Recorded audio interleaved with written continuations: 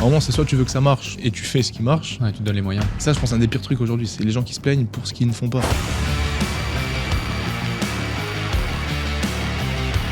À mes débuts, j'aurais jamais imaginé être là aujourd'hui. Mais en fait, plus t'es dans le social vertueux et t'évolues, tu vois d'autres personnes, tu suis d'autres personnes, tu t'entoures d'autres personnes. Et du coup, tous les paliers que t'atteins, une fois que tu les as atteints et tu t'es dit, ah, quand j'aurai ça, quand j'aurai ci, c'est même plus satisfait de ça. Même là, 145 au dips, ok, c'est plus que 99% de la population, mais il y en a peut-être 10 autres qui font mieux. Du coup, pour moi, c'est pas du tout exceptionnel.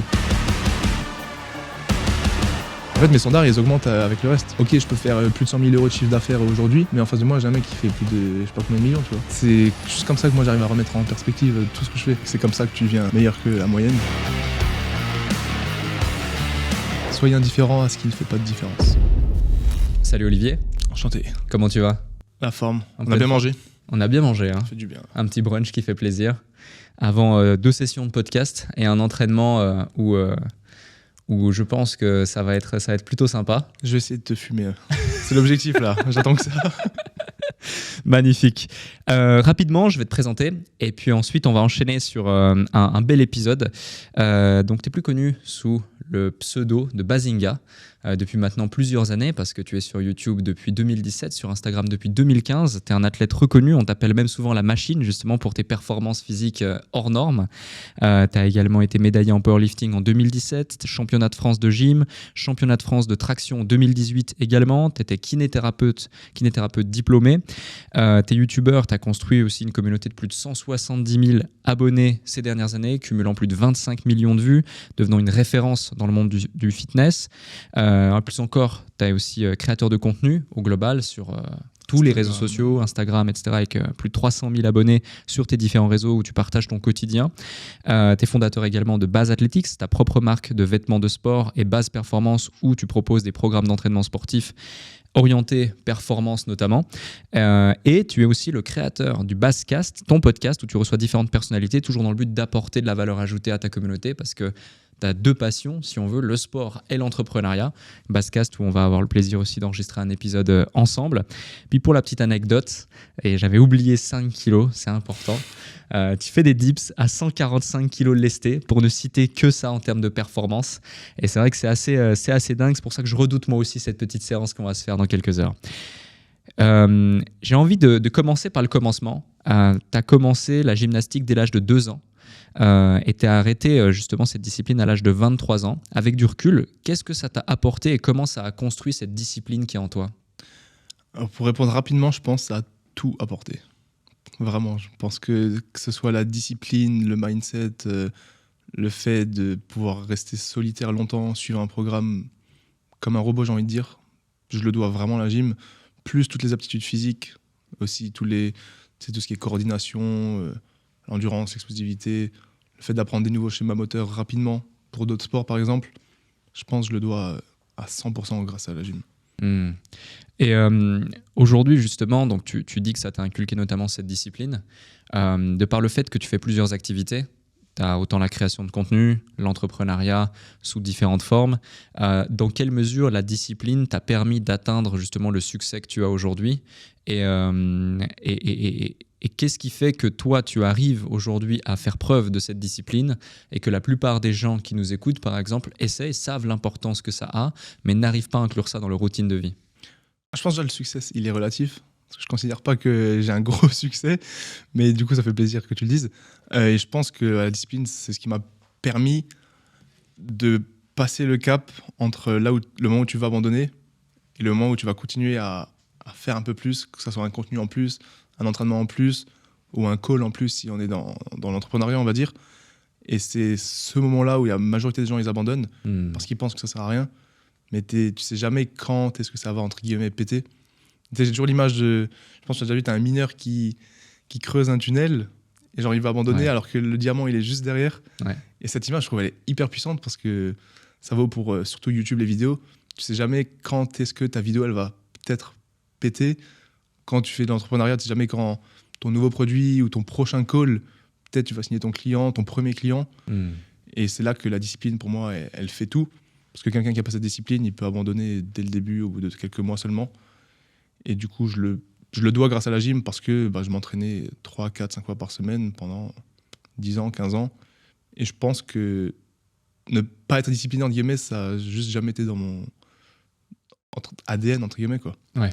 C'est juste, je vois pas les choses autrement. Si tu me dis, il faut faire ci pour réussir, ou faut faire ça pour avoir cette perf, ce physique, ce chiffre d'affaires, peu importe, bah, je sais que je vais le faire et il y aura pas d'autres alternatives. Quoi, ouais. Ouais, complètement. Ça fait maintenant 8 ans que tu es sur les réseaux.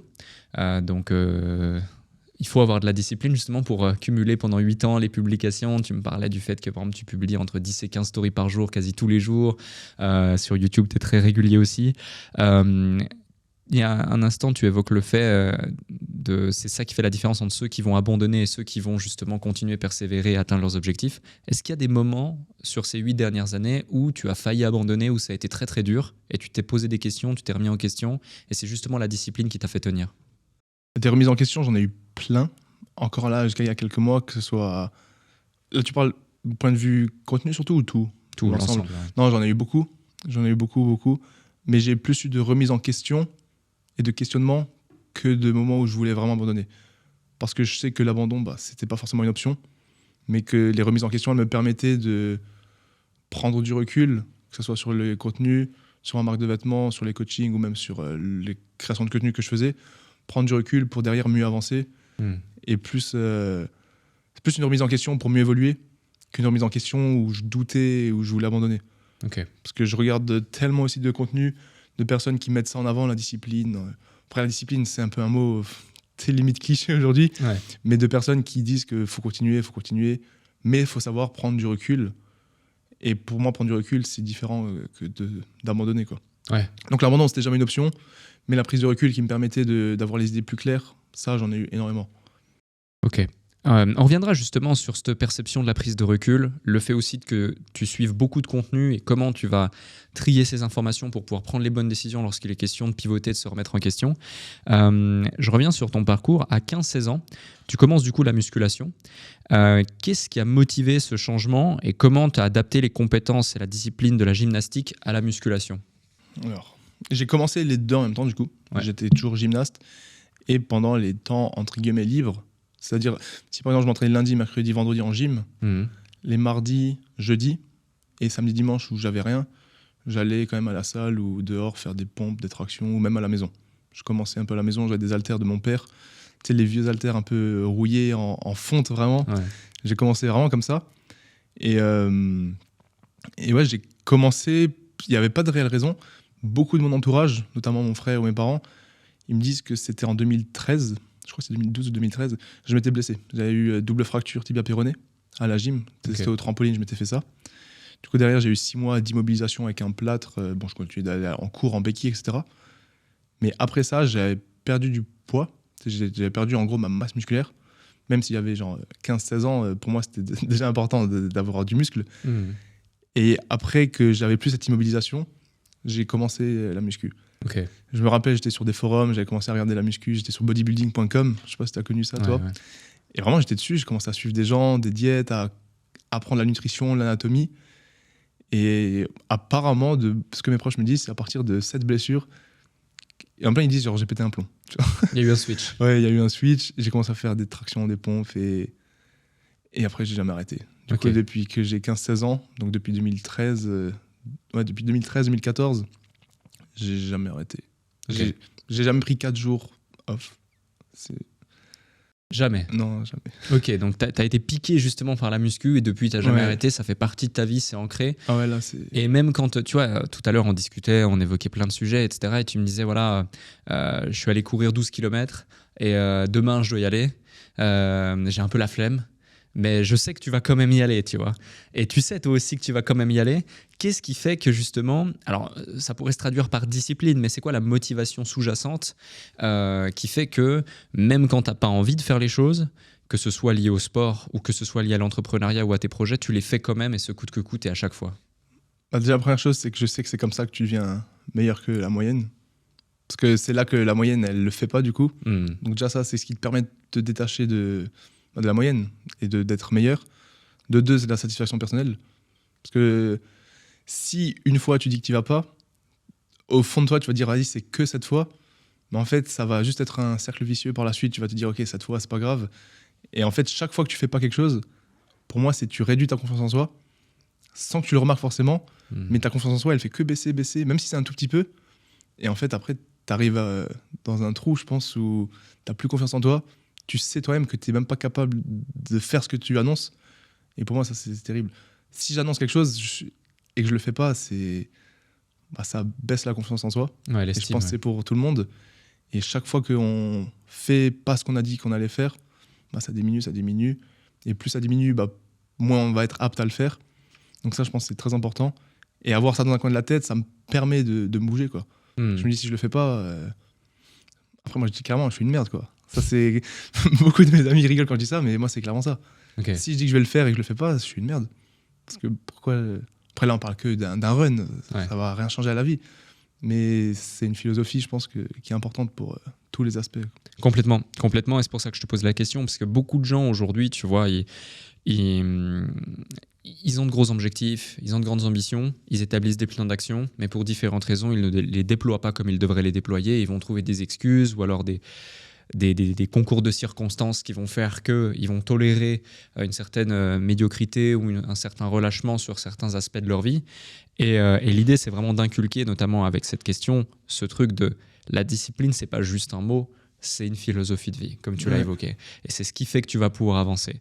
Je reviens sur ton parcours. Après tes études, du coup, tu as pris la décision de devenir kiné et notamment de faire des études en Allemagne. Qu'est-ce qui t'a spécifiquement attiré sur cette voie et pourquoi est-ce que tu as choisi l'Allemagne pour poursuivre cette formation ? Alors, de base, j'avais jamais prévu d'être kiné. J'avais juste, du coup, tu as dit après mes études, donc c'était après 2 ans de maths sup, maths spé. Ouais. J'avais fait les concours pour rentrer dans les écoles d'ingénieurs.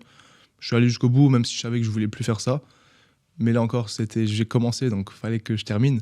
J'aurais très bien pu arrêter les quelques mois avant les concours, mais je me suis dit, bon, autant terminer pour dire que je les ai faits. Et pendant du coup, cette période, j'avais plus envie de faire ça. Je savais que je voulais être kiné. Pourquoi kiné ? Parce que vu que j'étais dans la gym, j'avais commencé la muscu, j'avais commencé mon compte Instagram déjà. Je voulais vraiment bosser dans le sport, aider les gens. Et je me voyais vraiment coacher des gens, plus être kiné pour vraiment les aider dans leur vie à se sentir mieux. Vraiment aider les gens, je trouve que c'était trop stylé. Les transformer physiquement et leur montrer à quel point la culture du sport et se sentir bien, c'est puissant. Et ça peut changer littéralement toute ta vie. Du coup, j'ai choisi kiné. Pourquoi en Allemagne ? Parce que vu que en France, il faut faire 1 année de médecine. Après 2 ans de maths sup, maths spé, j'avais vraiment pas envie de faire 1 année de médecine. Parce que c'est littéralement maths sup, maths spé, je pense que c'est l'un des trucs les plus durs. Et l'année de médecine, je pense que c'est l'un des trucs les plus durs. Donc enchaîner 3 ans des trucs les plus durs, j'avais vraiment pas envie de ça. Okay. Et j'avais pas mal d'amis, vu que je suis frontalier, j'habite en Alsace, beaucoup d'amis qui faisaient kiné en Allemagne. C'était un peu la mode, c'est encore la mode aujourd'hui d'ailleurs, c'était extrêmement populaire. J'ai vu qu'il fallait juste avoir le niveau C1 en allemand. Donc je me suis dit, je prends 1 année off pour apprendre l'allemand. Je rentre là-bas, il faut juste le bac et le niveau d'allemand. Et après, c'est que 3 ans. Okay. Donc c'est une école privée de 3 ans. Tu payes l'année, 3 ans et t'es diplômé kiné. Ok. Ouais, t'as trouvé... finalement, c'est une façon astucieuse, si on veut, de pouvoir utiliser un chemin différent pour le même résultat, c'est ça, ouais. Sans pour autant avoir à refaire justement cette année de médecine, à faire cette année de médecine. Et donc, ok, intéressant. Et là, ça dénote justement un état d'esprit. C'est pour ça que je te pose cette question spécifiquement, de trouver un chemin différent pour le même résultat, sans pour autant avoir à faire face à ces différents challenges. Et ensuite, du coup, t'es kiné. Tu me parlais aussi d'un investissement immobilier que tu as fait même en étant kiné. Pendant ce temps-là, tu avais déjà commencé aussi à créer du contenu sur les réseaux. Et puis ensuite, tu te lances full-time justement dans ton activité aujourd'hui, où tu es entrepreneur, où tu crées ta marque, où tu vis de ta passion que tu partages sur les réseaux sociaux, qui est le sport, la musculation, etc. et la performance, avec les programmes et j'en passe. C'est quoi le déclic, c'est quoi le switch qui fait que tu es passé de Olivier, le kiné qui veut aider les gens au global pour s'améliorer dans leur peau, dans leur corps, dans leur vie, à je veux utiliser la voie de l'entrepreneuriat pour déployer mon potentiel? Alors, du coup, j'ai exercé 1 an et demi kiné, mais pendant toute cette année, j'avais commencé, du coup, comme tu as dit, à entreprendre. Ouais. Que ce soit sur YouTube, je faisais des vidéos, je faisais déjà les coachings, j'avais déjà la marque de vêtements. Okay. Et en fait, je suis arrivé à un stade, vu que je commençais à lire des livres, écouter des podcasts ou autre, à m'intéresser du coup à tout ce qui est business, marketing, entrepreneuriat, j'ai réalisé que, je sais plus c'est quoi, j'avais vu une citation qui m'avait frappé, je sais plus c'est laquelle malheureusement, mais c'était en gros que si tu as 2 activités, c'est He who chases two rabbits catch neither. Ouais. En gros, qui chasse 2 lapins n'en attrape aucun. Ouais. Et en fait, j'étais vraiment dans la philosophie où c'est soit je fais kiné à 50%, je gagne un peu, j'ai un peu de patients, pas trop de rendez-vous. Et à côté de ça, je fais. Quand je vais parler de base athlétique, on parle de tout. Ce qui est vidéo, YouTube, coaching, comme ça, c'est plus simple. Et à côté, j'ai base athlétique où je mets 50% aussi. Ça se développe bien, mais ça se développe à 50%. Et je voulais pas de ça, en fait. Je voulais vraiment mettre le potentiel à 100%, toute mon énergie, tout mon focus sur un seul truc. Okay. Et là, le choix, je me suis même pas posé la question, c'était soit kiné, soit l'entreprise, YouTube et réseaux. Et c'était clairement ça, parce que dans les réseaux, je peux quand même utiliser les compétences de kiné, faire des vidéos pour aider les gens, dans les coachings, je peux leur donner des conseils. Je peux faire des... Aujourd'hui, on a les réels sur Insta, je peux toujours faire des réels pour aider les tendinites, des choses comme ça. Donc le choix, il s'est même pas posé. Et aussi, ce qui m'a fait pencher la balance en faveur de l'entrepreneuriat, c'est que dans 10 ans, je suis toujours kiné. Et donc, si j'ai fait kiné et que je reviens dans 10 ans sur YouTube, tout le monde s'en fout de moi. Et les réseaux, c'est vraiment le moment présent. Comme tu l'as dit avant pendant le brunch, on ne sait pas de quoi est fait le futur. Mais dans le futur, je serai toujours kiné. Il y aura toujours de la demande, il y aura toujours des gens qui ont besoin d'un kiné. Donc au pire, je peux toujours shifter là-dessus. Ouais. Alors que l'entrepreneuriat, j'ai ma chance maintenant, ça fonctionne maintenant, je fais les vidéos maintenant. Il faut que je donne tout et je vois ce que ça donne. Ok, je vois. Dans ton entourage, tu avais des gens qui étaient entrepreneurs dans ta famille, ou c'est uniquement le fait de consommer du podcast, de consommer du contenu, ou simplement de voir autour de toi et de prendre conscience du champ des possibles, que tu t'es dit je vais me lancer dans l'entrepreneuriat, donc en parallèle de la kiné? Parce qu'aujourd'hui, il y a beaucoup de gens qui nous écoutent, qui du coup ont conscience que c'est possible, mais même en ayant conscience que c'est possible, n'osent pas forcément se lancer, pour différentes raisons qui leur sont propres. Mais déjà, toi, à quel moment tu as pris conscience que c'était possible et qu'est-ce qui fait que tu t'es lancé? Les 3 youtubeurs américains que je suivais à l'époque. Okay. Christian Guzman, Max Tuning, les 2 en fait, parce que les 3, je les regardais un peu moins. Vraiment, je regardais leur contenu et ils ont fait leur marque de vêtements, ils ont ouvert leur salle. L'autre, il avait arrêté, mais il avait ouvert sa salle. Il faisait des vlogs toutes les semaines, 1 ou 2 fois par semaine. Et voilà, je regardais ça, je me disais c'est stylé, je veux faire pareil.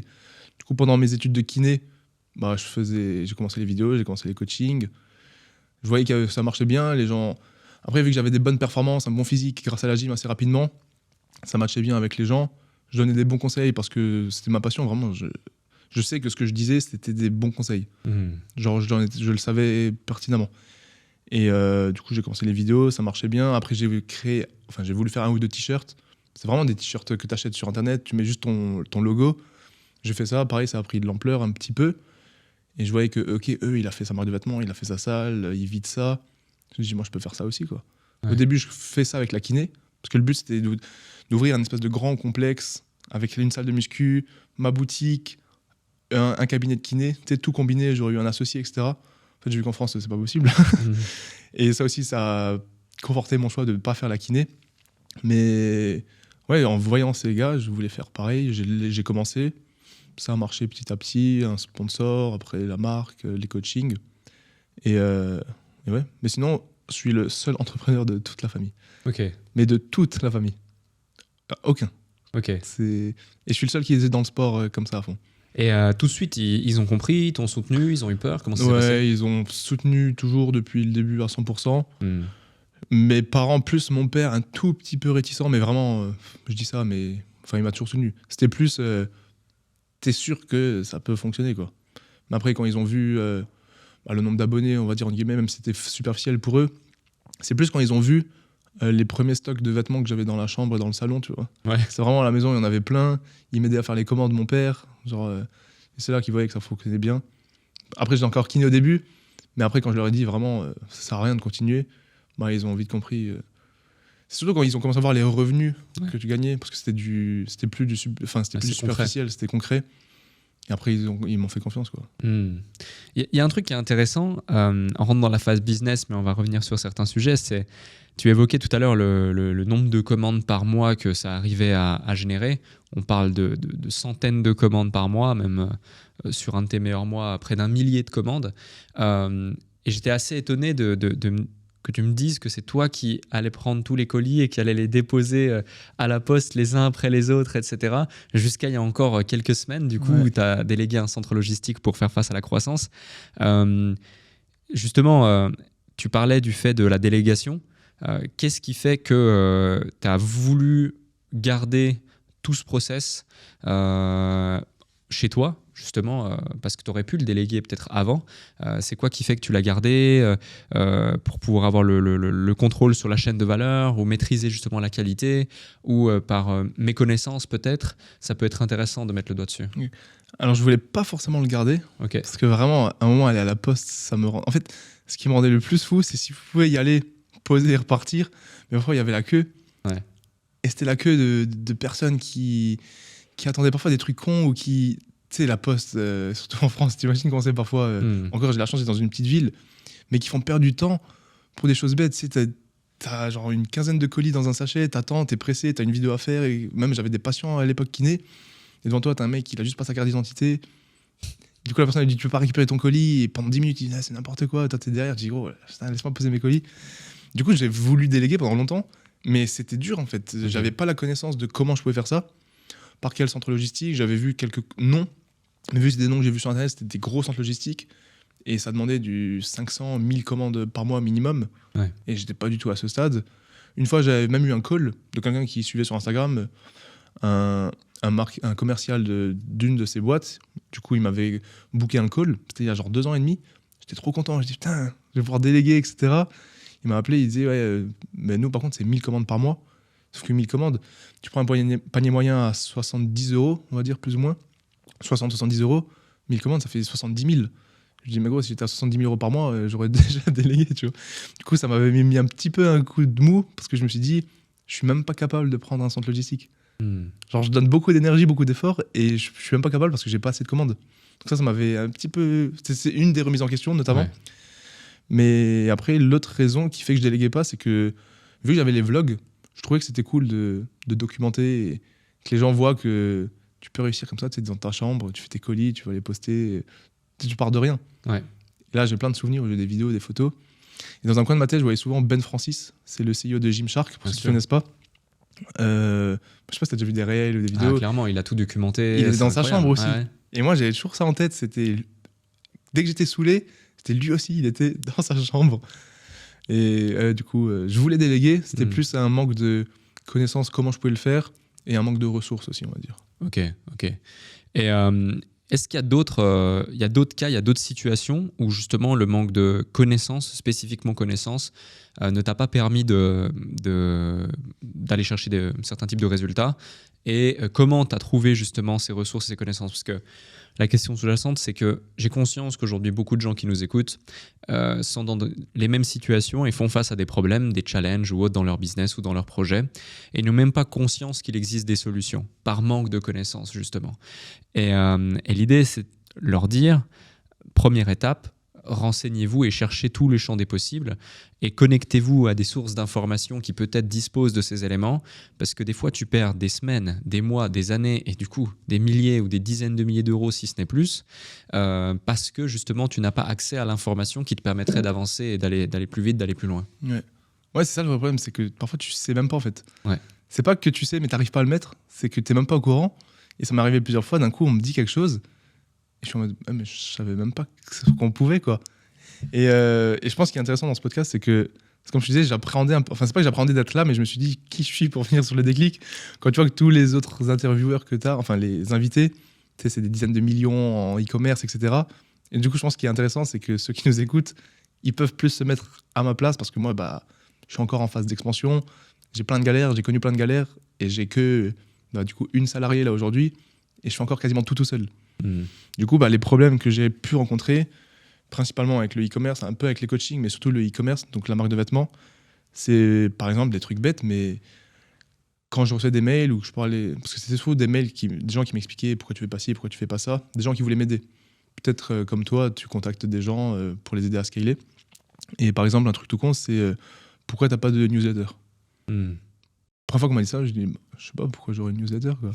Il dit parce que c'est ce qui convertit le mieux, tu peux vendre, tu peux faire ci. Je dis bah oui, mais du coup, le deuxième problème, c'est comment je la mets en place. Moi, j'ai pas le temps, je peux pas payer quelqu'un.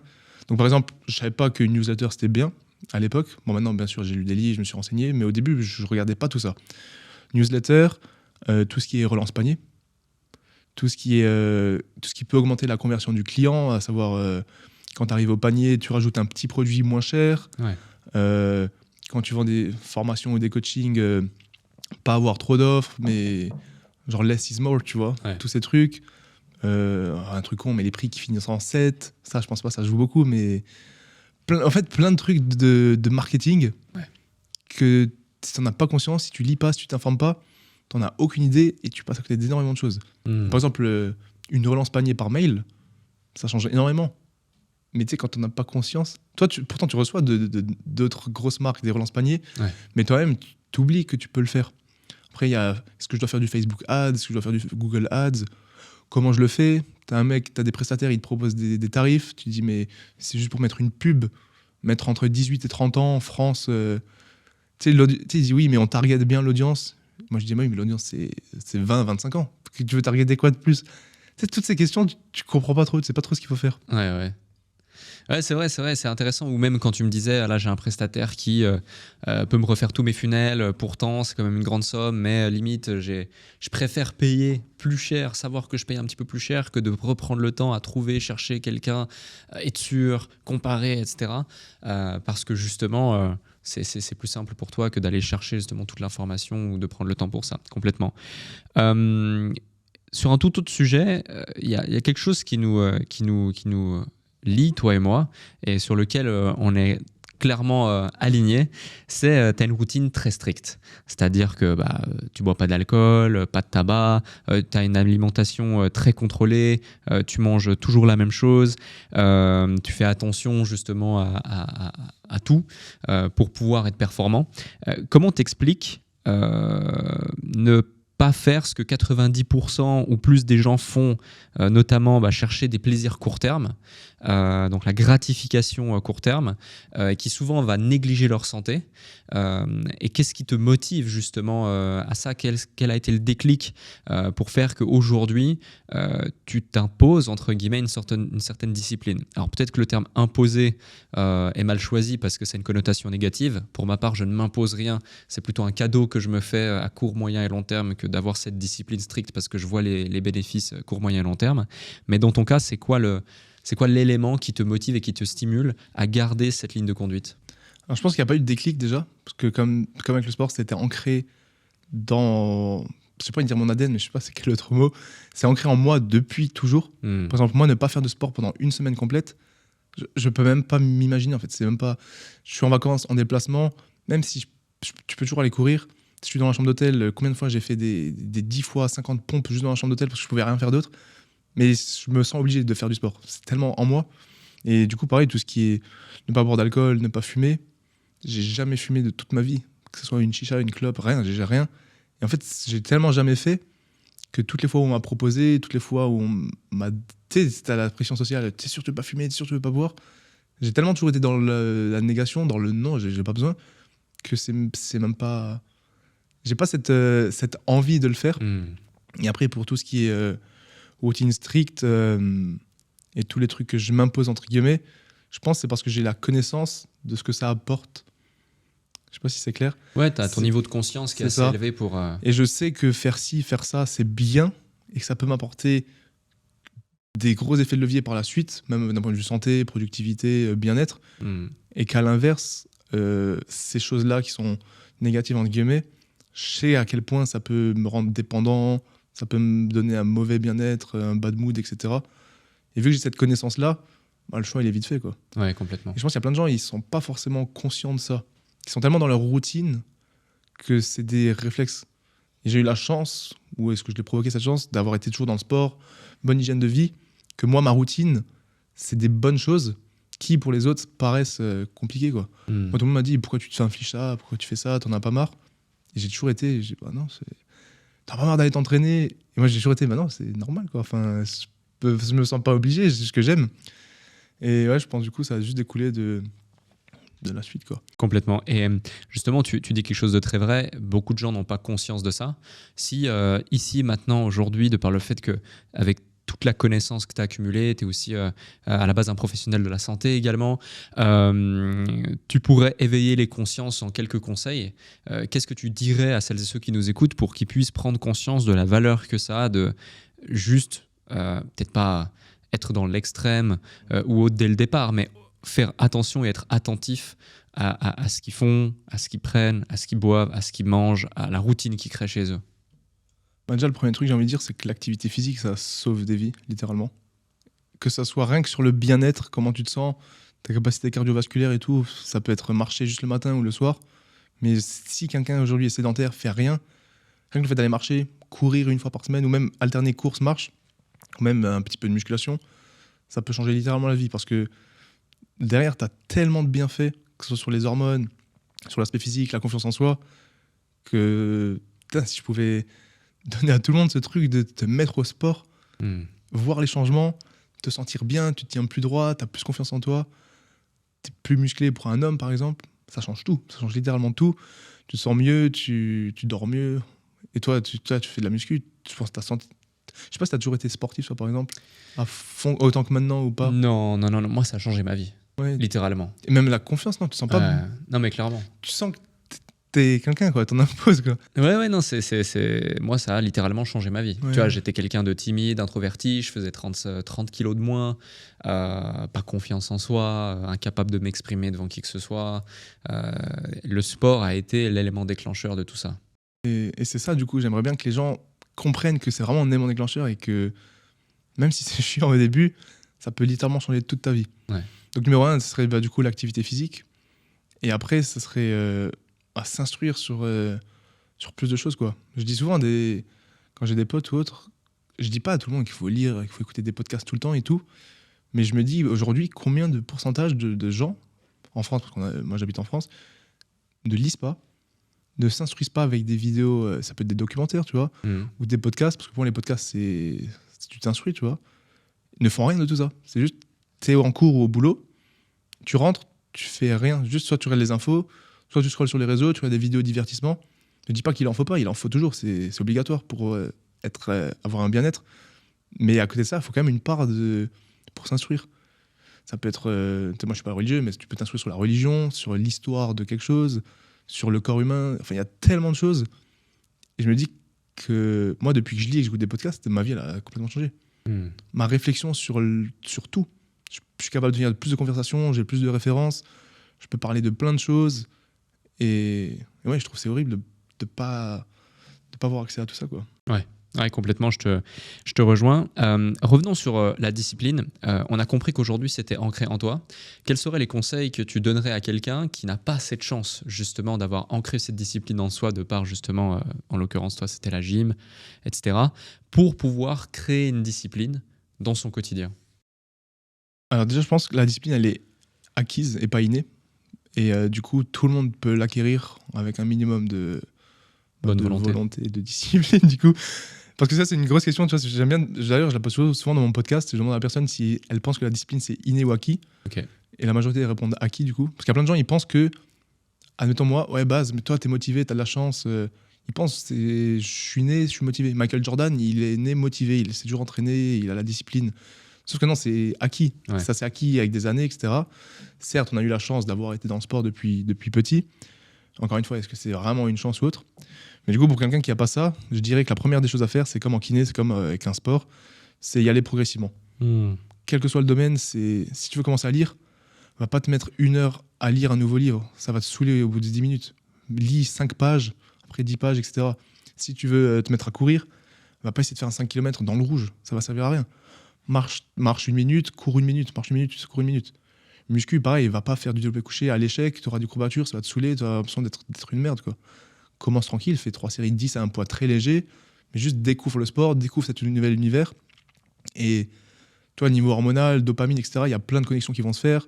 Tu vas découvrir un nouveau truc, et petit à petit, tu vas tomber dans cette nouvelle discipline. Enfin, nouvelle habitude. Ouais, pas nouvelle habitude. Et c'est à partir de là, en faisant toujours un peu plus, tu vas y prendre plus goût, tu vas devenir meilleur, tu vas lire plus vite, tu vas courir mieux, tu vas pousser plus lourd. Ça va te donner des rewards, tu vois.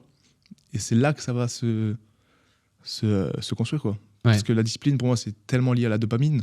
Et la dopamine, c'est en faisant des trucs régulièrement. Et ça, c'est un truc super intéressant. Je sais pas si t'es familier avec la dopamine, beaucoup, si tu kiffes bien. On en avait parlé même avec Antoine, que tu as rencontré aussi. Ouais, justement. Bah, c'est que la dopamine, c'est OK sur l'instant T en fonction de ce qu'on fait. Ça peut être de la nicotine, un café ou le sexe, par exemple. Mais c'est aussi sur le long terme. Par exemple, si tu vas faire 3 ans d'études pour avoir ce diplôme, pendant toutes ces 3 ans, tu as la dopamine qui est en activité et que plus le temps d'attente il est long vers la reward finale, plus tu auras un shot de dopamine. Et que pendant toute cette attente, donc admettons pendant les 3 ans de tes études, tu as plein de choses que ton cerveau, plein de signaux qui te montrent que tu es sur le bon chemin. Et c'est tout ça qui nous garde cette motivation. Par exemple, tu veux faire un marathon dans 12 semaines, tu auras 12 semaines pendant lesquelles, si tu t'entraînes régulièrement, tu manges un peu mieux, tu sens que tu cours mieux, c'est plein de petits trucs où tu auras des petits shots de dopamine qui vont te permettre de tenir, te montrer intérieurement, parce que c'est hyper intelligent à l'intérieur, qui vont te montrer que tu es sur la bonne voie. Et plus ce temps il est long, là en l'occurrence 12 semaines pour le marathon, plus à la fin, la reward elle sera puissante. Ouais. Et du coup, ça vaut pour tout, quoi. C'est faire un peu chaque jour, toujours un petit peu plus. Et en fait, c'est un cercle vertueux parce que si tu fais un peu plus, tu as un peu plus de dopamine, je pense. Après, je suis pas non plus un expert. Mais du coup, tu auras un peu plus envie de le faire. Si tu as un peu plus envie, tu feras un petit peu plus productif. Donc, tu seras un peu meilleur. Du coup, tu auras encore plus envie de le faire. Et voilà. Donc, juste commencer progressivement. Et après, le problème, c'est qu'une fois que tu te dis je vais commencer, il y a la procrastination. Et pour lutter contre ça, il y a pas mal de petites astuces, tu vois. Bloquer le temps dans son créneau, dans son agenda, tu bloques un temps, tu te mets des deadlines. Enfin, j'ai fait un épisode complet, tu vois, sur la procrastination, parce que c'est quelque chose qui m'intéresse aussi. Et il y a plein de petits trucs pour essayer de lutter contre ça, mais il y a 2 problèmes. Déjà, c'est se mettre la routine pour commencer quelque chose. Et là, comme je dis, il faut être progressif, parce qu'il y a la dopamine, tout ça. Et après, une fois que tu as cette routine, il y a le problème de la procrastination. Quand est-ce que je commence cette routine ? Et là encore, il y a plein de choses contre lesquelles il faut lutter. Et ça, c'est propre à chacun. Et je pense que cette résistance à commencer quelque chose ou à se mettre dans une nouvelle routine, on est tous très différents sur ça. Complètement. Complètement, très intéressant. Et justement, pour tenir cette routine, il y a différents challenges, il y a une pression qui se met. Aujourd'hui, toi, tu as beaucoup de choses à gérer. Tu as le sport, tu as la création de contenu, tu as ton entreprise. Comment est-ce que tu parviens à justement garder un calme, garder un équilibre pour pouvoir toujours te dépasser ? Est-ce qu'il y a des techniques ou des stratégies mentales ou autres que tu utilises pour rester concentré et performant au quotidien ? Alors, je sais pas si j'ai un équilibre du coup, parce que peut-être j'ai pas d'équilibre au final. Okay. Mais d'un point de vue performant, comme j'ai dit, comme on l'a dit en off, d'un point de vue business, je pourrais performer plus.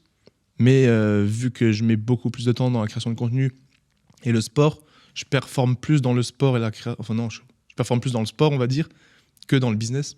Okay. Du coup, j'ai pas un équilibre à ce niveau-là. Donc c'est un choix délibéré et conscient que de mettre davantage de focus dans le sport que dans le reste ? Je sais pas si c'est délibéré, parce que si tu me disais de choisir, je n'aurais pas choisir, parce que j'ai tout autant envie d'être performant dans le sport. Surtout là, j'ai plein de nouveaux challenges à venir que j'aimerais faire, peut-être depuis que j'ai découvert l'endurance et tout. Mais j'ai tout autant envie de pouvoir faire 1 million avec mon entreprise, par exemple. Ouais.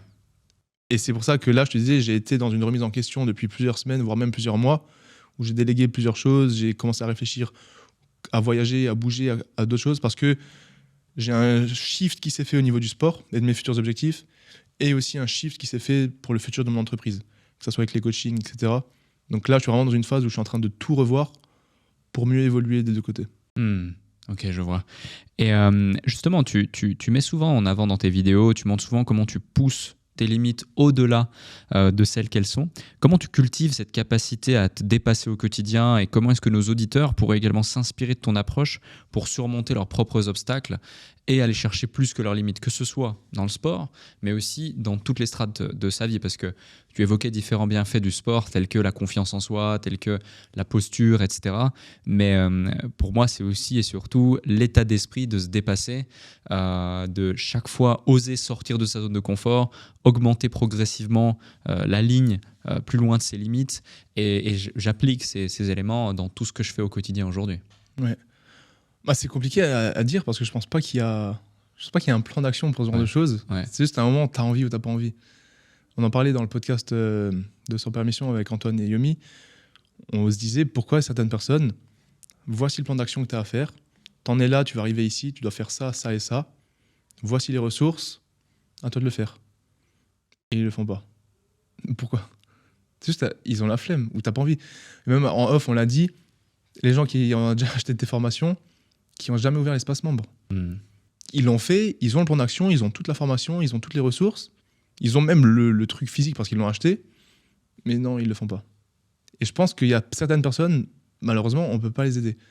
Et je pense sincèrement que dans la société, il y aura toujours un gap entre ces personnes-là pour qui on peut rien faire et ces personnes-là qui sont peut-être génétiquement, naturellement aptes à être disciplinées, à vouloir toujours plus, et aussi ceux qui vont les rejoindre là où ils n'ont pas envie de base, mais ils sont facilement motivables ou influençables, mais c'est pas forcément le bon mot. Et moi, je l'ai vu, il y a plein de gens, kinés par exemple. Ouais, j'ai mal ici, j'ai mal là. Ok, tu fais ça tous les jours, ou même une fois tous les 2 jours, ou même 2-3 fois par semaine, ça ira mieux. Et sincèrement, je te le dis, ça ira mieux. Semaine d'après, alors t'as fait les exos? Ah non, tu sais, flemme. Ou genre je suis rentré du boulot, j'avais pas le temps. Tu vois, je t'ai dit de faire 2 fois 10 rotations externes, ça prend 20 secondes. Ouais, mais tu sais, j'ai pas pensé. Et moi, tu sais, je suis arrivé à un stade, ces gens, je me suis dit, bah tant pis. Et plein de fois, des amis ou même des proches, ils m'ont dit, ouais, tu veux pas me faire un programme? Et vraiment, j'ai dit non, parce que tu vas pas le faire. Je dis, mais pour comment ça? Je dis, parce que je t'en ai déjà donné un l'année dernière, et il y a 6 mois, et à chaque fois, c'est pareil. Du coup, je vais pas prendre du temps pour donner un programme, parce que je sais pertinemment que tu vas pas le faire. Ouais. Et ça, je trouve que c'est terrible, parce que tu peux rien faire de plus. Donc, ouais, c'est juste pour dire qu'il y a des gens, ils auront envie et ils vont le faire, et d'autres qui n'auront pas envie. Et malheureusement, ces gens, on peut pas les aider. On peut faire le maximum, mais si toi, profondément, t'as pas envie de changer, à partir du moment où toi, t'as fait ta part de boulot, tu peux rien faire de plus.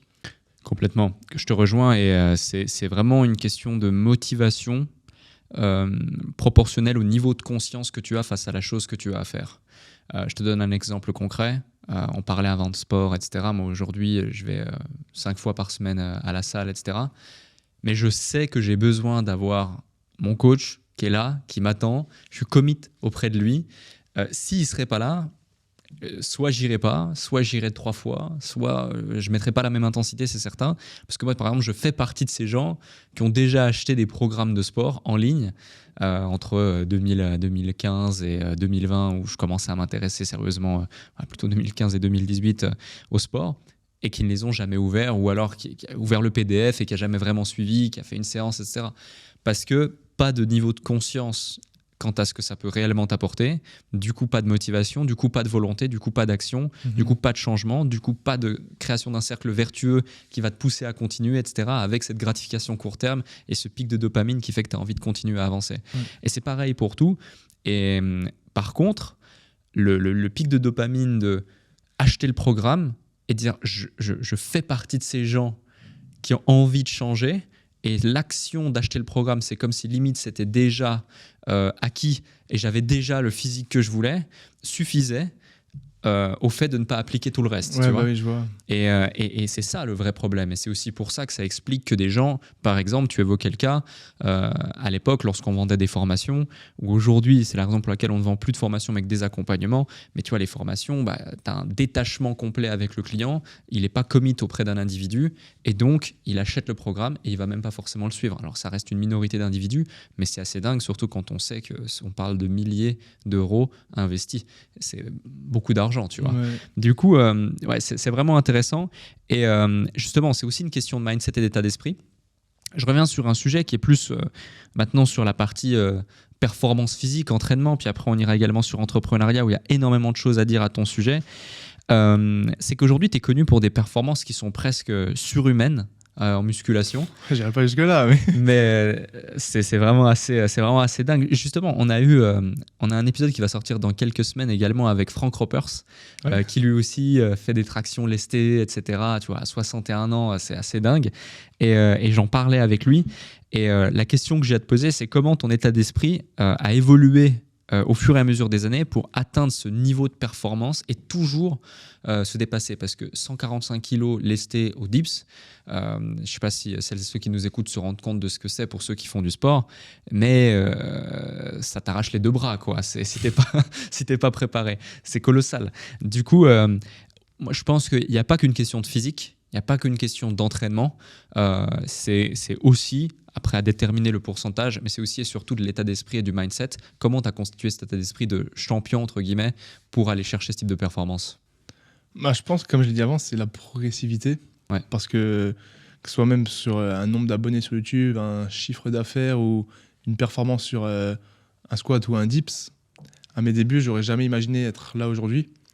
Mais en fait, plus tu es dans ce cercle vertueux et tu évolues. Ensuite, tu vois d'autres personnes, tu suis d'autres personnes, tu t'entoures d'autres personnes, tu vois toi tes performances.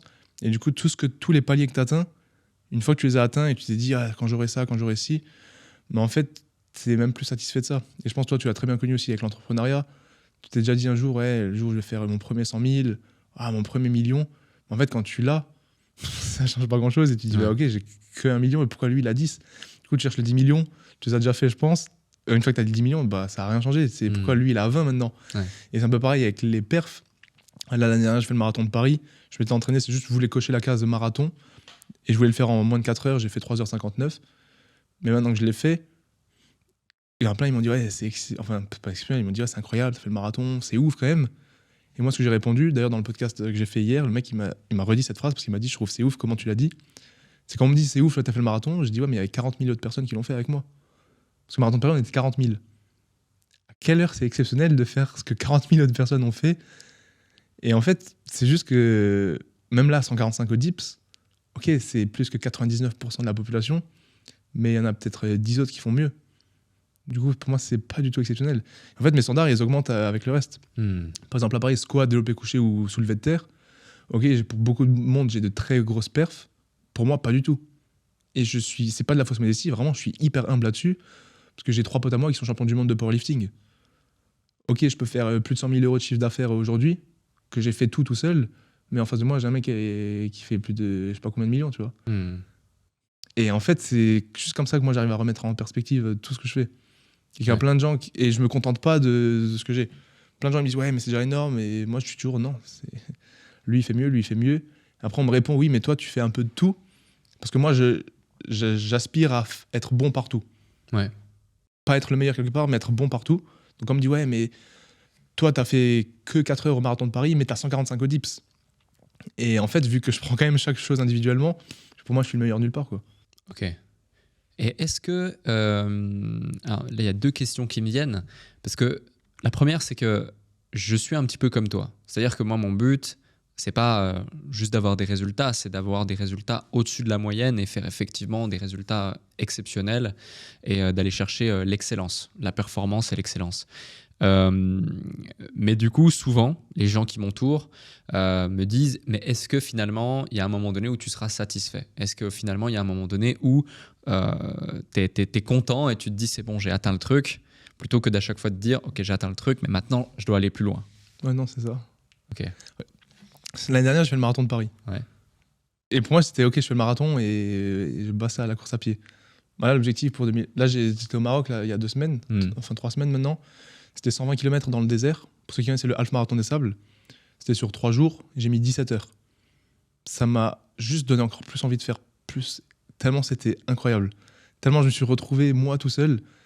Et cette expérience, elle m'a vraiment montré que j'avais besoin de performance. Et ouais, c'est incroyable. Ça m'a mis une gifle. Et là, bah, j'aimerais me préparer 2024 pour un Ironman. Et je sais qu'après le Ironman, bah, je vais essayer de faire des 100 km, quoi. Peut-être des courses 100 km en une journée. Ouais. Et après ça, bah, tout en essayant de garder un gros physique. C'est pas devenir fin, etc. Ouais. Vraiment rester sur tous les plans. Et ça va demander du temps. Mais une fois que j'aurai fait ça, bah, ça sera autre chose. Ouais, c'est sûr, je le sais. Ok.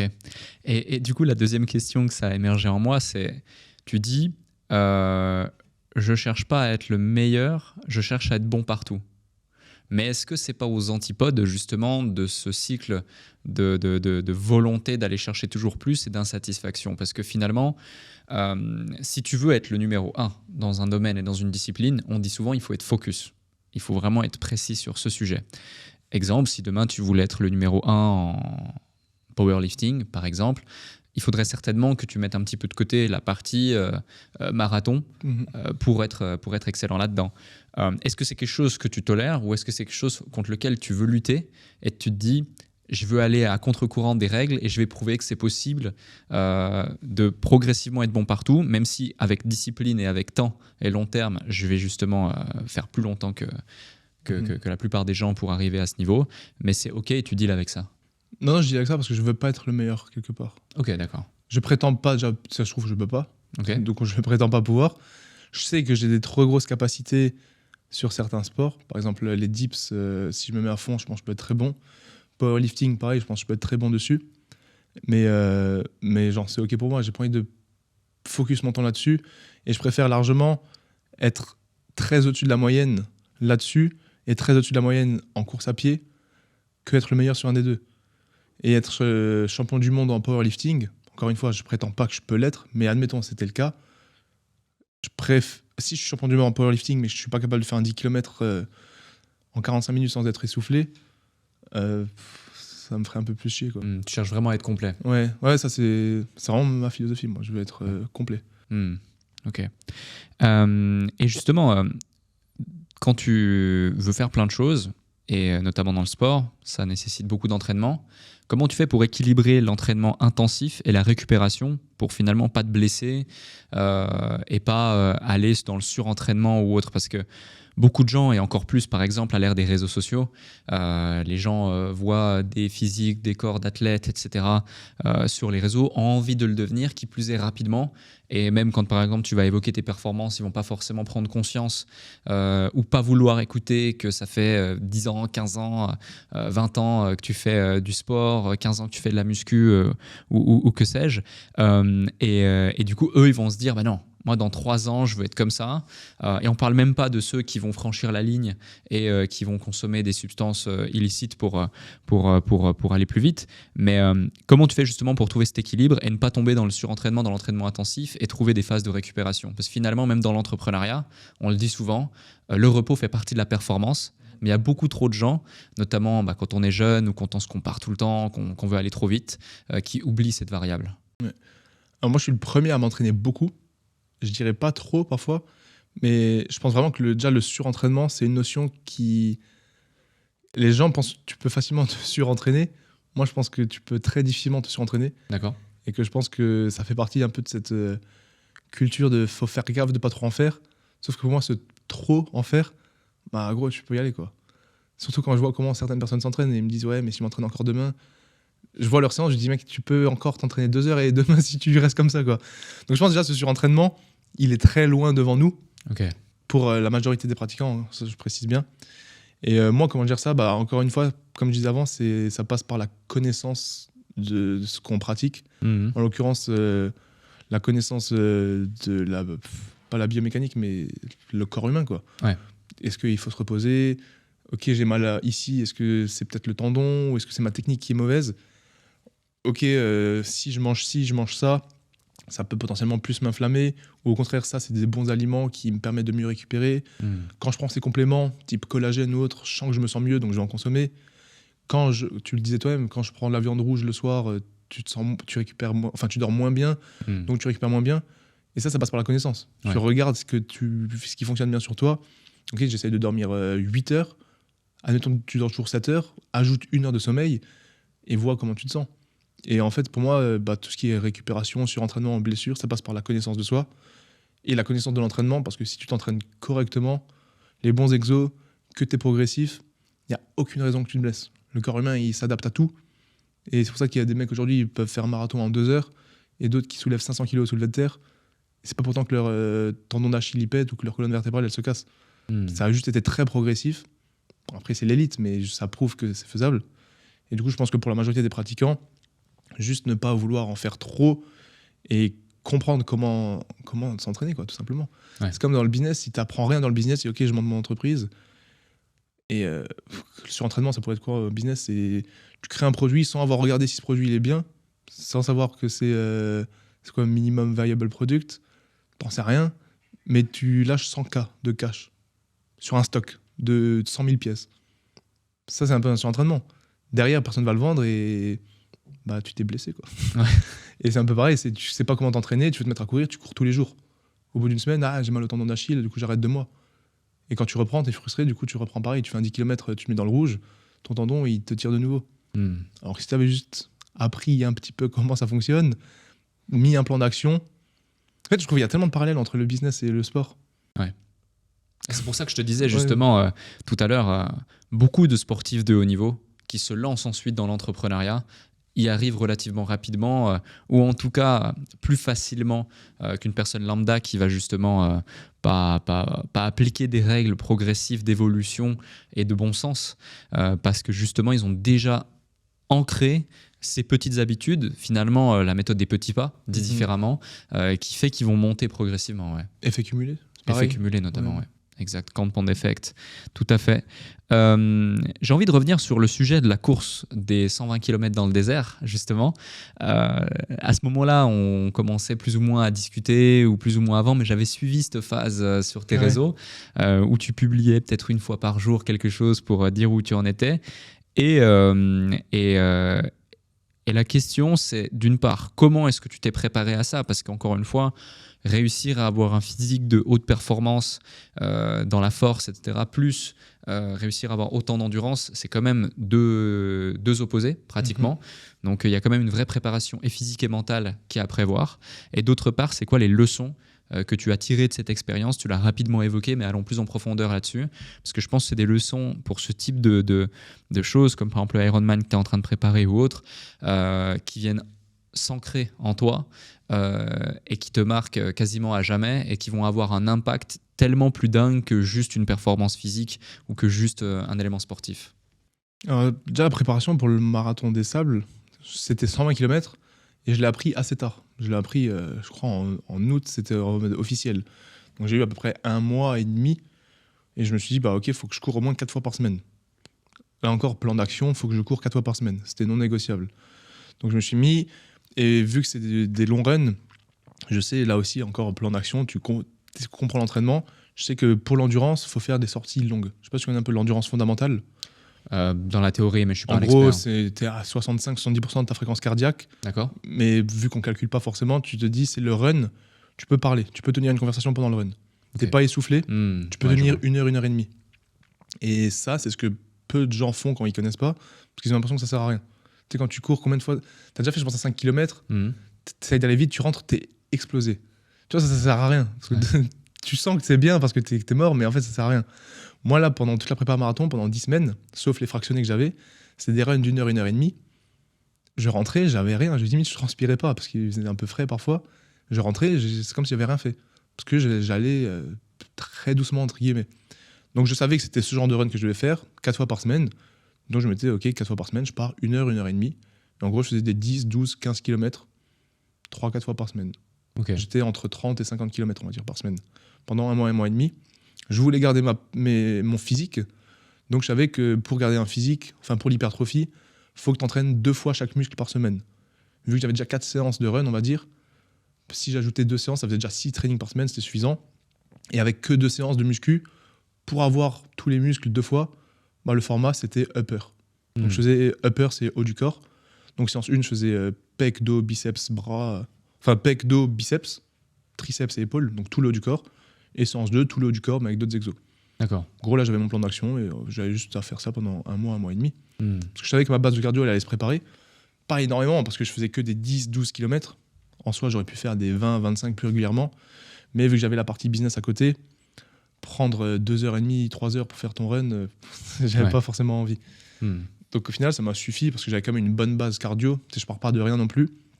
Donc après, je suis parti au Maroc et premier jour, c'était 30 km. Deuxième jour, 60. Troisième jour, repos. Et quatrième jour, 30 km de nouveau. Donc 120 km au total. Et c'était incroyable. En fait, ce qui est incroyable, c'est que c'était le cadre. T'es dans le désert, tu dors en tente, t'as ton sac à dos avec toute la nourriture. Du coup, c'est de la nourriture lyophilisée ou alors juste des cacahuètes. Ta soupe, tu la chauffes avec un réchaud, t'as des cubes pour allumer ton feu. C'est comme à l'armée. Ouais, au milieu du désert. Pendant la course, c'est un mix de marche, tu montes des dunes, t'as les bâtons, t'as un sac de 10 kilos sur le dos. T'es au milieu du désert du Sahara et plus un peu coupé des réseaux. Du coup, moi, j'étais en mode avion tout le temps, je prenais des stories. Et quand j'arrivais sur le camp, j'enlevais le mode avion, comme ça, les stories, elles s'upload.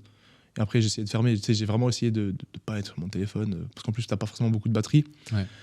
Et ouais, j'ai appris énormément de choses. Comme je dis avant, ça m'a montré que c'est ça qui me procure... Vraiment, ça m'a fait quelque chose d'un point de vue émotion. Comme quand j'ai fait le marathon de Paris l'année dernière. Tu sais, je suis pas quelqu'un de très émotionnel ou émotif, je sais pas c'est quoi le mot exact. C'est pas que je ressens peu de choses, mais j'ai du mal vraiment à... Laisser exprimer tes émotions. Ouais, et à les ressentir aussi. D'accord. Je suis très... C'est pour ça que je suis tombé, que je me suis totalement retrouvé dans le stoïcisme quand j'ai découvert ça il y a genre 1 an et demi. Et tous mes proches m'ont toujours dit que je suis quelqu'un de très solitaire, très renfermé. Même mes potes, tu vois, même beaucoup de filles me disaient, ouais, t'as un cœur de pierre, etc. Je le sais, je suis comme ça et c'est notamment une de mes forces. Moi, c'est un de mes plus gros points forts. C'est que tu peux me dire ce que tu veux, me faire ce que tu veux. Ok. Tu sais, je passe vraiment à autre chose. Et même si tu m'engueules ou que tu lèves le ton contre moi, t'auras un mur en face et je suis vachement comme ça. Okay. C'est pour ça que je m'embrouille avec personne. C'est parce que je ne peux pas m'embrouiller en fait. Parce que je passe juste à autre chose. Mais est-ce que typiquement, si on te fait une remarque constructive qui fait mal, l'avantage c'est que tu vas pas le prendre pour toi. Mais est-ce que par exemple tu vas être hermétique au retour ou tu vas le prendre en considération, non, le mettre en application? J'écoute et j'applique. Ok, ouais. Mais sans le prendre En pour fait, moi. tu as tous les avantages sans les inconvénients. Bah, peut-être. Après, c'est un inconvénient aussi parfois. Ok. Parce qu'on me dit que je suis solitaire, que je ressens rien et que je suis arrogant. Ça, je dis souvent dans les podcasts parce que je reparle un peu de moi, mais la finalité, c'est qu'on dit que je suis arrogant parce qu'en fait, tu t'en fous un peu. Sauf que c'est pas que je m'en fous, c'est que je suis comme ça. Ouais. Les profs ou mes coachs, quand ils m'engueulaient en gym, c'était... okay. Enfin, en fait, je prends vraiment quand on t'engueule, c'est que qu'est-ce que tu veux que je fasse? T'es pas obligé de m'engueuler, explique-moi comment tu veux que je fasse, mais pas besoin de gueuler. Enfin. Ouais, tout à fait. Et ouais, les remarques constructives, je les prends... par exemple, tu me dis, tu vends pas ou tu fais pas 1 million parce que tu fais ci, tu peux même me dire, ce que tu fais, c'est de la merde, là, tes mails, ils sont éclatés, ta newsletter, elle ressemble à rien. Je dis, bah ok, t'as raison, mec. Et je vais appliquer et je vais dire comment je peux changer. Mais je vais pas le prendre personnellement et je vais pas lever le ton. Ouais. Juste pas que ça soit quelqu'un qui connaît rien et qui me dit n'importe quoi. Ouais, complètement. Là, au contraire, je vais dire, bah ok, mec, tant mieux. Donc ouais, vu que je ressens peu ces choses, Marathon de Paris l'année dernière, j'ai passé la ligne d'arrivée, mec, j'ai ressenti quelque chose, j'ai jamais eu ça de ma vie. Indescriptible. J'ai pas pleuré, mais j'ai ressenti un truc. Et c'est pour ça que j'ai fait une vidéo derrière. Et à travers cette vidéo, j'ai vraiment essayé d'inciter les gens. Vraiment, j'ai répété plusieurs fois dans cette vidéo, je disais, les gars, si toi tu regardes cette vidéo, je te jure, inscris-toi, parce que c'est incroyable. Okay. Et je disais vraiment, je sais que tu vas m'entendre, tu vas pas le faire, mais je te répète, s'il te plaît, inscris-toi. Fais-le pour toi. Ouais, fais-le. Avec un proche, avec ta femme, avec ton copain, peu importe. Mais essaye une fois de faire un marathon dans ta vie. Parce que pour moi, tout le monde est capable avec l'entraînement. Tout le monde, 100% de la population, sauf pathologie spéciale. Avec l'entraînement, tout le monde peut faire 42 km, même si tu mets 6 heures. Mais ouais, j'ai ressenti un truc. Et j'ai de nouveau ressenti ça, un peu moins, mais pendant le marathon des sables, où c'était ouf. Et je sais que si jamais je fais un Ironman, ça sera pareil. Et en fait, ce genre de course et de challenge, je me sens vivant, en fait. Je me sens que je me pousse. Et ce que je dis souvent, c'est que c'est le seul genre de moment, des sports d'endurance ou les longs trucs, t'es tout seul. T'arrives face à un mur et il n'y a que toi qui peux passer de l'autre côté. Ou abandonner. Et c'est quand tu passes au-dessus que tu dis je l'ai fait, quoi. Et ça, je trouve c'est ouf. Ouais. Le fait d'être seul face à soi-même et de ne pouvoir compter que sur soi, de se dépasser, etc. J'aime trop. Ouais. Parce que c'est toi, en fait. Ouais. Tu confirmes qui tu es, en guillemets. Et du coup, ça crée et ça renforce l'identité que tu as et l'estime que tu as de toi, de quel que soit l'obstacle, quel que soit le challenge, j'y vais, je fonce et je me dépasse. Ça a toujours été ça en toi? Plus ou moins, ouais. À partir du moment, ouais, je pense. À partir de quand tu penses que ça a été? Est-ce qu'il y a eu un moment décisif dans ta vie ou un truc qui a fait que... Je pense que j'ai commencé à muscu. Ok. Parce qu'avant, à la gym, j'étais pas paresseux, mais en gym, j'avais un très gros potentiel. Par exemple, mon frère, il avait beaucoup moins de potentiel que moi, mais il était largement meilleur que moi en gym. Moi, j'étais juste, voilà. Je pense peut-être parce que j'avais pas la passion et l'envie. Tu sais, je suis tombé dans la gym à 2 ans et je suis resté dedans. J'ai jamais choisi de faire de la gym. Tu sais, au final, j'étais resté dedans, un peu comme une fois que t'y es, quoi. Du coup, j'avais un gros potentiel, mais souvent, j'avais pas trop envie. Parfois, j'avais peur. Du coup, j'aurais pu être largement meilleur, mais je l'ai pas été. D'accord. Et quand j'ai commencé à muscu, c'est moi qui ai commencé. C'est moi qui me suis mis mes entraînements, c'est moi qui me suis mis mes challenges. Donc je pense que j'avais cette passion et cette envie en plus qui fait que c'est moi, quoi. Genre, c'est vraiment ce que je veux à 100%. Et là, pareil, avec la course à pied maintenant que je découvre. Et c'est pour ça, par exemple, je sais que là, si je dis le jour où je vais sortir ma vidéo où je dis que je vais faire le Ironman, quand je vais donner la date, parce que je ne l'ai pas encore là exactement, bah, je sais que je vais le faire. Ah, t'as déjà commencé l'entraînement? Je cours. Ok. La nage, c'est pas ça. Hein. Ok. Je sais pas nager. Okay. Je sais faire je sais nager, mais je suis pas bon, quoi.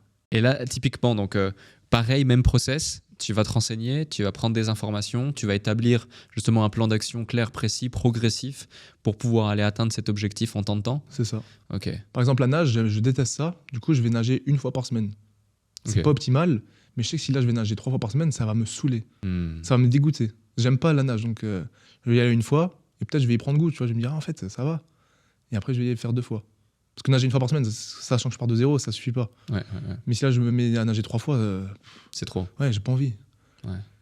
C'est cette notion de vraiment de progrès, progressif, ajout petit à petit, Trop important. effet cumulé. Ça, tu l'as toujours eu ou un jour, tu as lu justement le livre L'effet cumulé et Je puis l'ai pas lu celui-là. Ok. Bah, on en parlait hier, du coup je t'ai dit, on était à la soirée là, Ouais.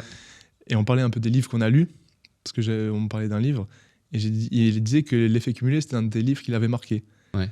Et je lui ai dit, tu sais que ce livre je l'ai pas lu, et en fait parce que je me dis, qu'est-ce qui va m'apprendre de plus que le titre L'effet cumulé.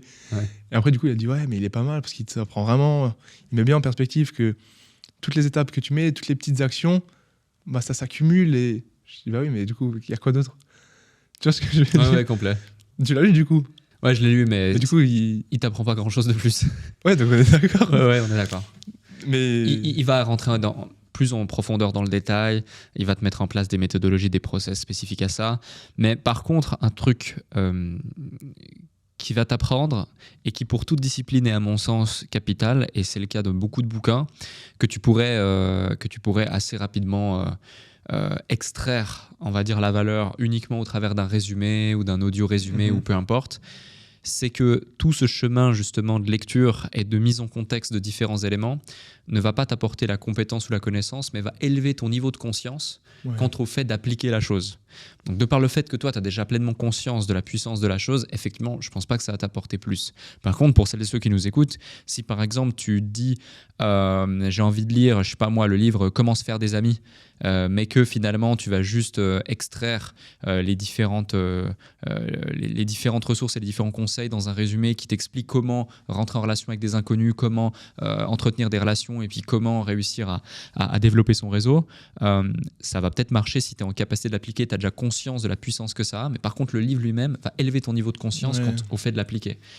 Et c'est ça la différence entre ceux qui finalement achètent un programme sportif ou un programme pour développer son business, ne le consomment pas, ou ceux qui le consomment l'appliquent et vont avoir des résultats. Tu vois ce que je veux dire? Ouais, clairement. Donc ouais, c'est hyper intéressant. Outre l'effet cumulé, la discipline et d'autres choses, est-ce qu'il y a d'autres concepts que tu appliques au quotidien dans ta vie et qui font la personne que tu es aujourd'hui selon toi? Ouais, bah tout ce qui est... Surtout là, depuis que je lis plus et tout, bah toute la partie... J'aime pas parler de stoïcisme parce que c'est un peu à la mode, j'ai l'impression. Tu sais, parfois, j'aime pas parler de concepts qui sont à la mode parce que j'ai l'impression que j'en parle parce que c'est à la mode. Mais je me suis vraiment trouvé là-dedans. D'accord. Et j'essaye vraiment d'être en paix, tu vois, sur plein de choses.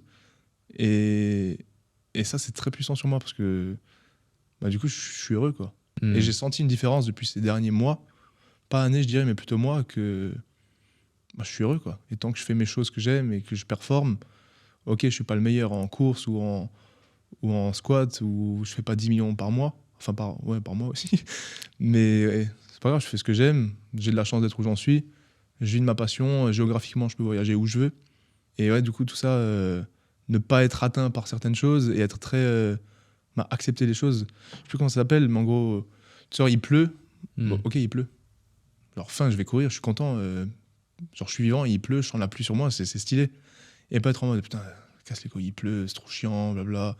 Après tu rentres dans le négatif. Je suis pas du tout négatif. Ouais. Je sais pas si tu l'as remarqué un peu en off, mais je suis hyper... ouais, clairement. Tout ce que tu me dis, je le prends. Je suis hyper ouvert sur tout. Tu sais, je suis pas du tout religieux, mais j'adore parler de religion avec des chrétiens et des musulmans ou même des juifs, quoi. Enfin, j'écoute ce que tu me dis, j'apprends. Et j'adore comprendre tout. Ouais. Mais moi, en face... je ressens pas grand chose de tout ça, mais j'essaie de comprendre, quoi, parce que ça me fascine. Complètement.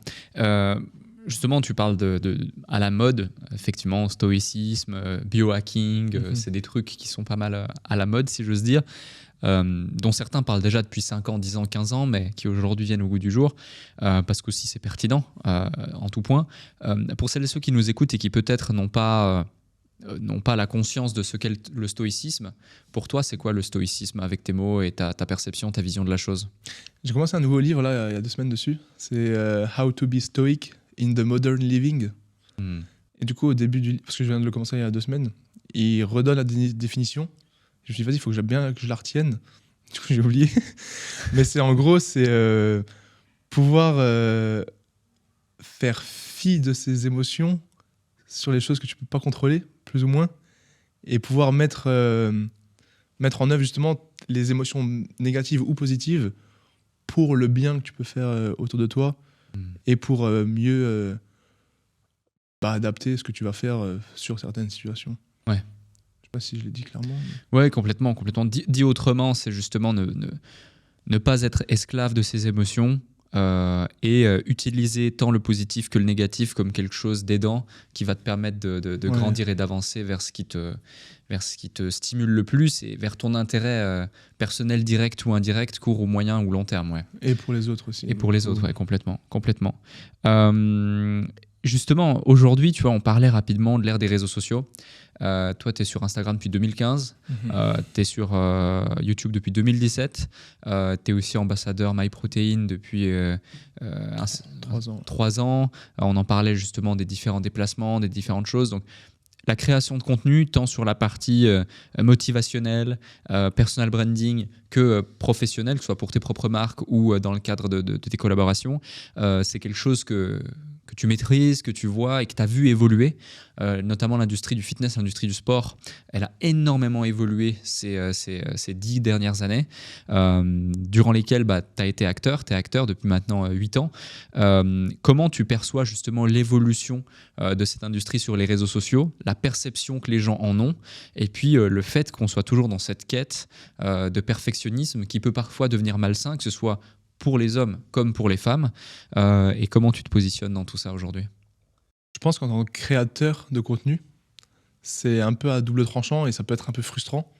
Parce que quand tu es quelqu'un d'ancien depuis plusieurs années, que tu charbonnes des longues vidéos, que tu mets beaucoup d'investissement, de temps financier, de ta vie aussi, depuis très longtemps, et que là, avec l'avènement des formats courts et verticaux, que certaines personnes explosent du jour au lendemain, sans forcément de la plus-value, juste parce que c'est les algorithmes ou que c'est la culture de ça.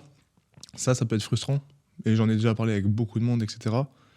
Mais d'un autre côté, faut pas jouer au con et dire lui, il a percé parce que c'est du vertical et que ça marche, l'algorithme, blabla. C'est que, gros, soit tu acceptes et tu fais pareil, soit tu te tais, quoi. C'est comme si les cryptos là, ils explosent et que t'as le mec qui est là, non, les cryptos c'est nul, et en fait il est juste à passer à côté, il refuse d'accepter ça. L'IA par exemple, il y en a plein qui refusent d'utiliser ChatGPT. Et pour moi, c'est oui, il y a des gens qui en profitent, qui font de l'argent, qui explosent, peu importe, mais toi, t'as les mêmes assets, tu peux faire la même chose.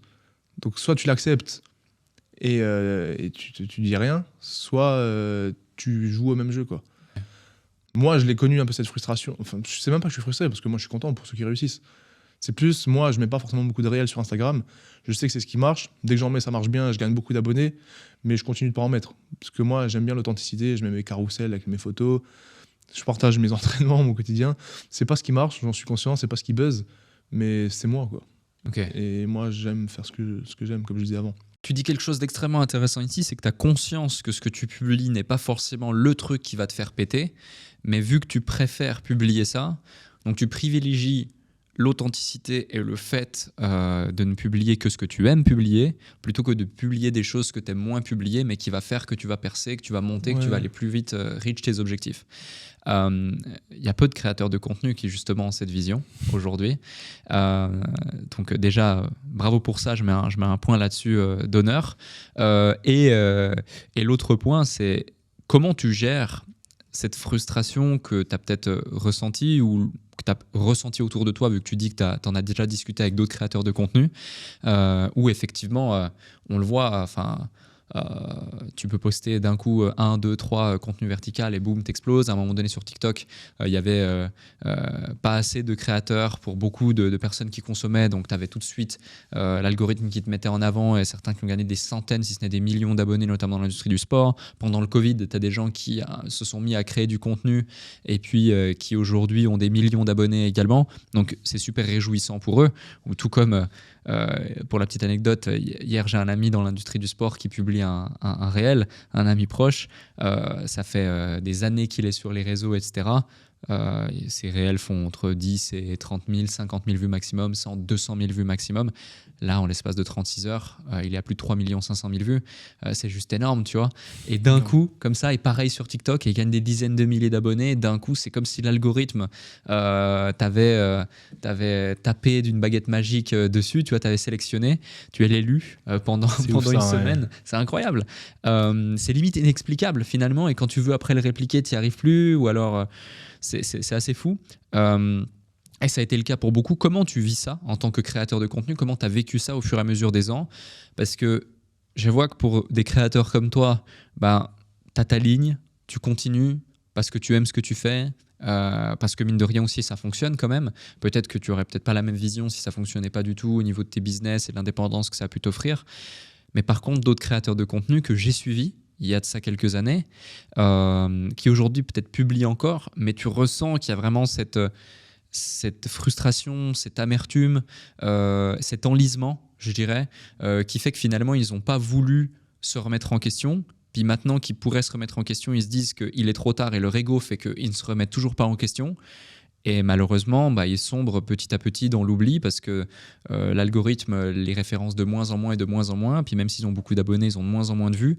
Et c'est quelque chose qui est récurrent, quelle que soit l'industrie, que ce soit l'industrie du sport, mais aussi d'autres types d'industries dans la création de contenu.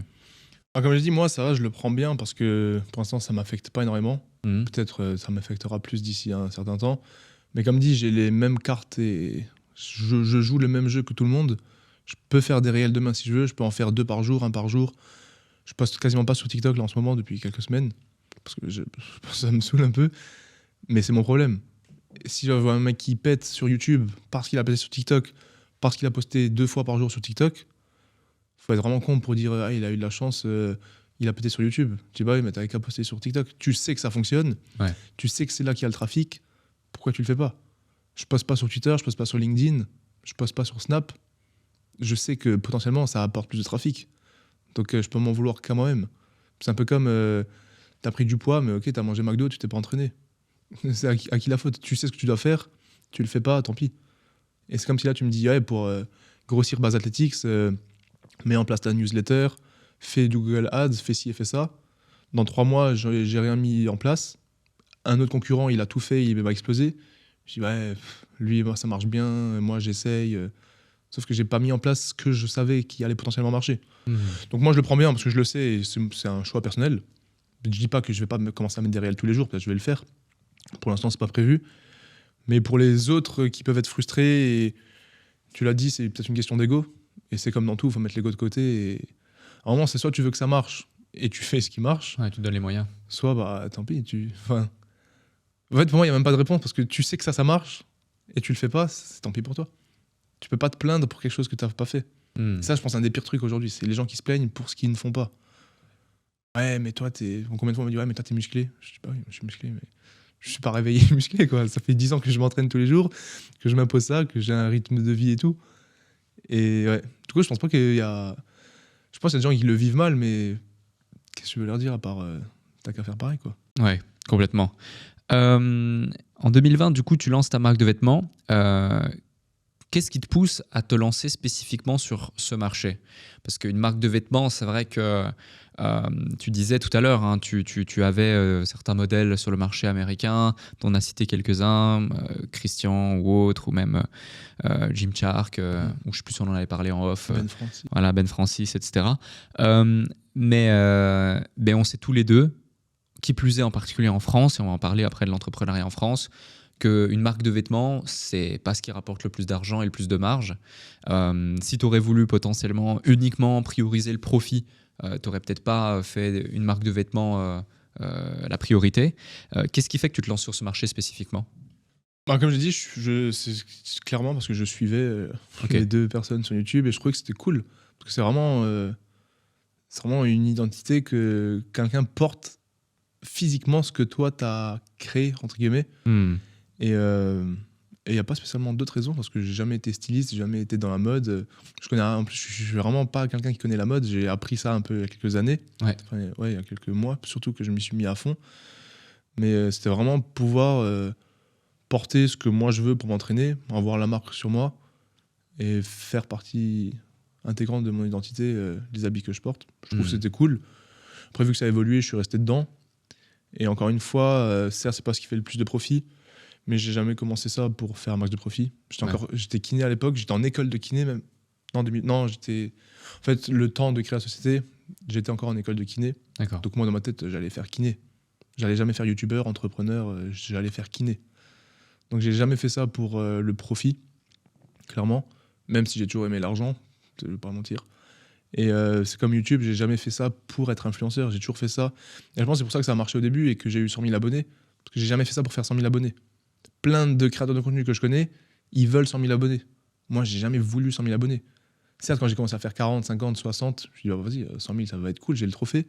Mais quand j'ai commencé, c'est parce que j'étais sportif. Je me suis pas mis au sport parce que j'ai fait une chaîne YouTube. Hmm. Tu sais, j'étais sportif, j'ai commencé à filmer, j'ai commencé à donner des conseils. Et voilà. Et Ouais. c'est pareil pour les vêtements. J'ai jamais fait ça pour le profit, j'ai toujours fait ça parce que ça me fait bien kiffer, c'est cool et j'apprécie le process, quoi. Ouais, complètement. Toujours plus sur la partie entrepreneuriat, mais aussi création de contenu. Aujourd'hui, tu t'adresses à une audience française, francophone. En France, les gens ont quand même une perception parfois négative de l'argent, de la réussite, etc. Et en particulier, quand des créateurs de contenu, parce qu'ils ont l'habitude de consommer gratuitement le contenu, etc., vont vouloir monétiser l'audience. Dans ton cas, comment ta communauté a perçu le fait que tu voulais monétiser ton audience par le biais notamment de marques de vêtements, de placements de produits avec MyProtein ou des partenaires éventuels, ou même la vente de tes programmes? Est-ce que ça a été tout de suite perçu d'un bon œil, ou est-ce que justement tu as dû faire face à de la critique ou autre, et c'est le cas échéant, comment tu l'as géré? Bah, j'ai la chance d'avoir toujours une communauté hyper engagée et positive, moi. Et je pense que c'est de par le fait que j'ai toujours commencé par les vlogs et que j'ai jamais fait de buzz. Du coup, pour t'abonner à mon contenu, c'est que tu t'es abonné à travers un vlog classique où tu as apprécié la personne. Et c'est pas une vidéo buzz que tu as découvert un mec, tu sais pas qui c'est, et en fait derrière, tu t'aimes pas la personnalité. Ouais. Peut-être je me trompe, mais je pense vraiment que c'est ça, et c'est les retours que j'ai d'abonnés que j'ai rencontrés, mais d'autres créateurs de contenu. Parce que tu vois, là on est en 2023, j'ai fait plus de 500 vlogs. J'ai 500 vlogs sur ma chaîne. Et j'ai que 160 000 abonnés. Enfin 70 000 là, bientôt. C'est énorme.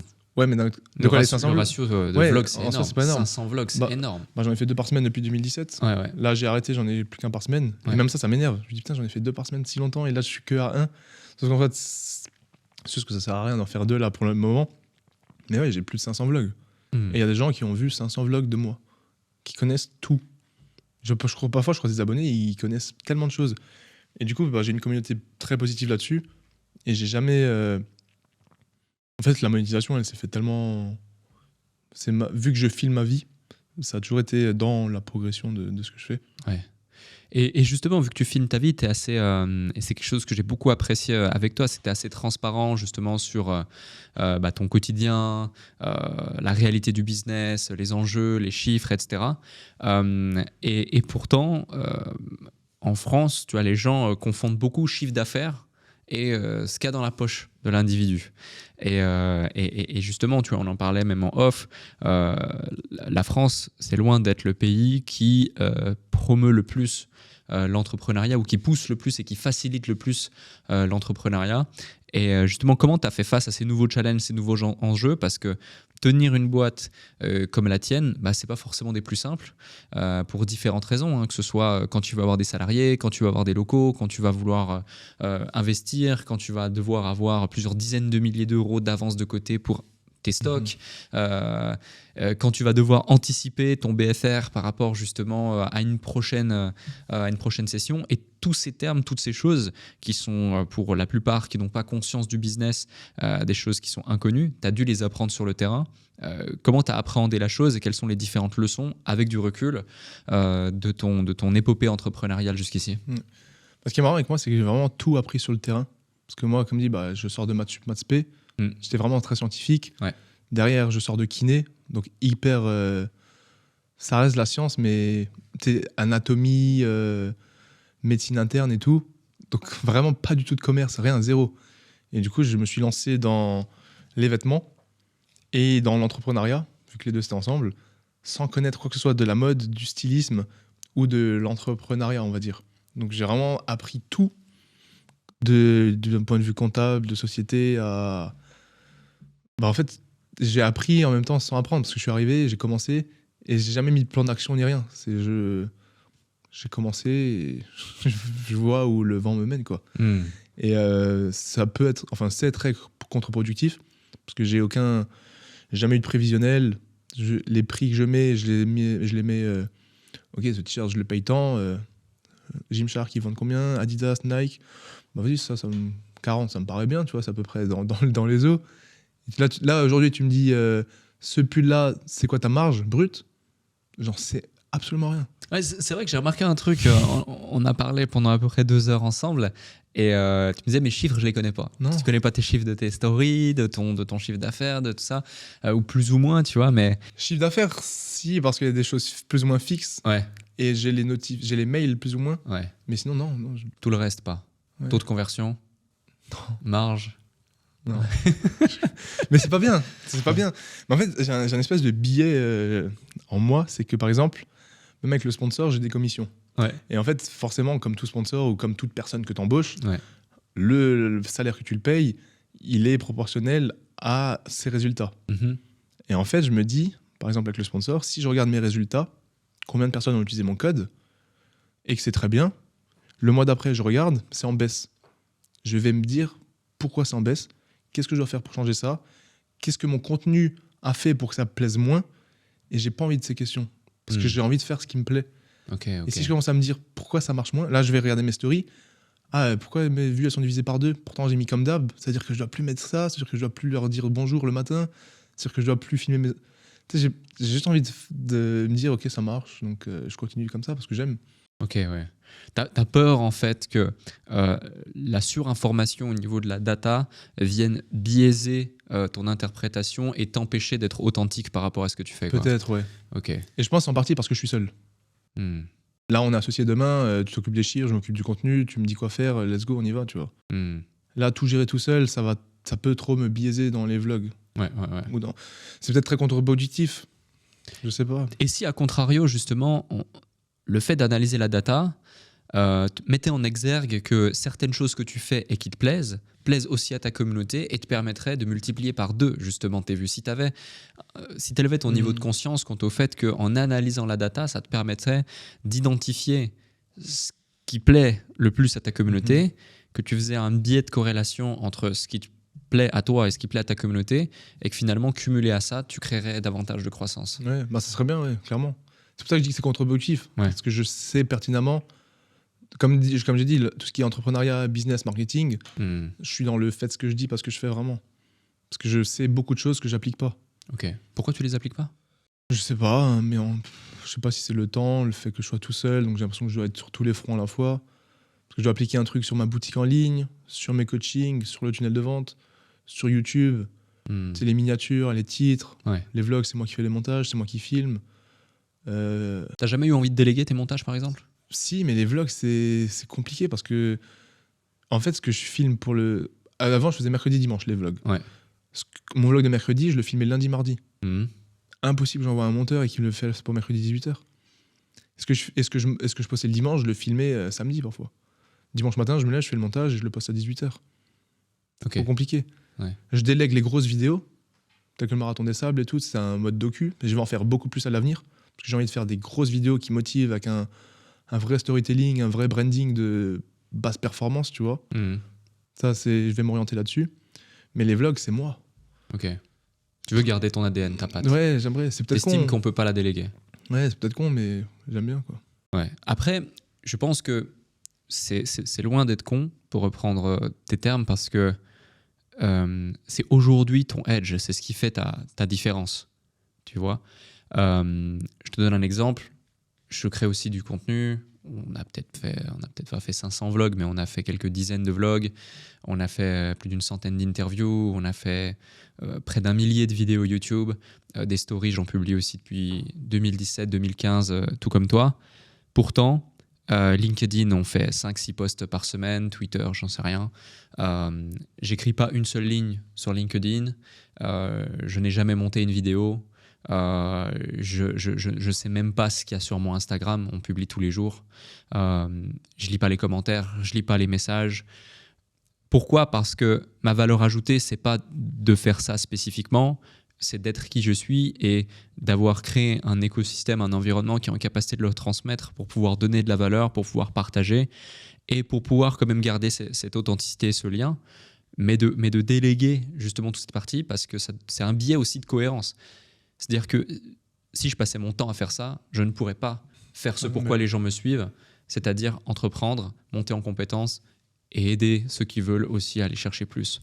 Du coup, je pense que c'est aussi par rapport à ce que toi, tu es et ce que tu as comme valeur ajoutée à apporter à ta communauté. Et aujourd'hui, la plus grande valeur ajoutée que tu apportes à ta communauté, c'est justement toi, ta personne spécifiquement, tes valeurs, ton énergie, ton expertise et ces vlogs. C'est difficile aussi de pouvoir les déléguer à 100% parce que toi, quand tu filmes quelque chose, j'ai vu aujourd'hui, tu as filmé déjà pas mal de choses, etc. lorsqu'on était ensemble, tu as déjà, je pense, la vision de comment tu vas le monter potentiellement, l'intégrer, l'animer, le transmettre, etc. Donc, ouais, je te rejoins. Et ça, je m'adresse un petit peu à celles et ceux qui nous écoutent et qui se reconnaissent un petit peu dans ton parcours. Identifiez ce qui n'est pas votre edge sur la concurrence ou sur votre marché et ce qui pourrait être fait par quelqu'un d'autre, et essayez de le déléguer au plus vite pour dégager du temps et pour pouvoir vous concentrer sur vraiment l'essentiel.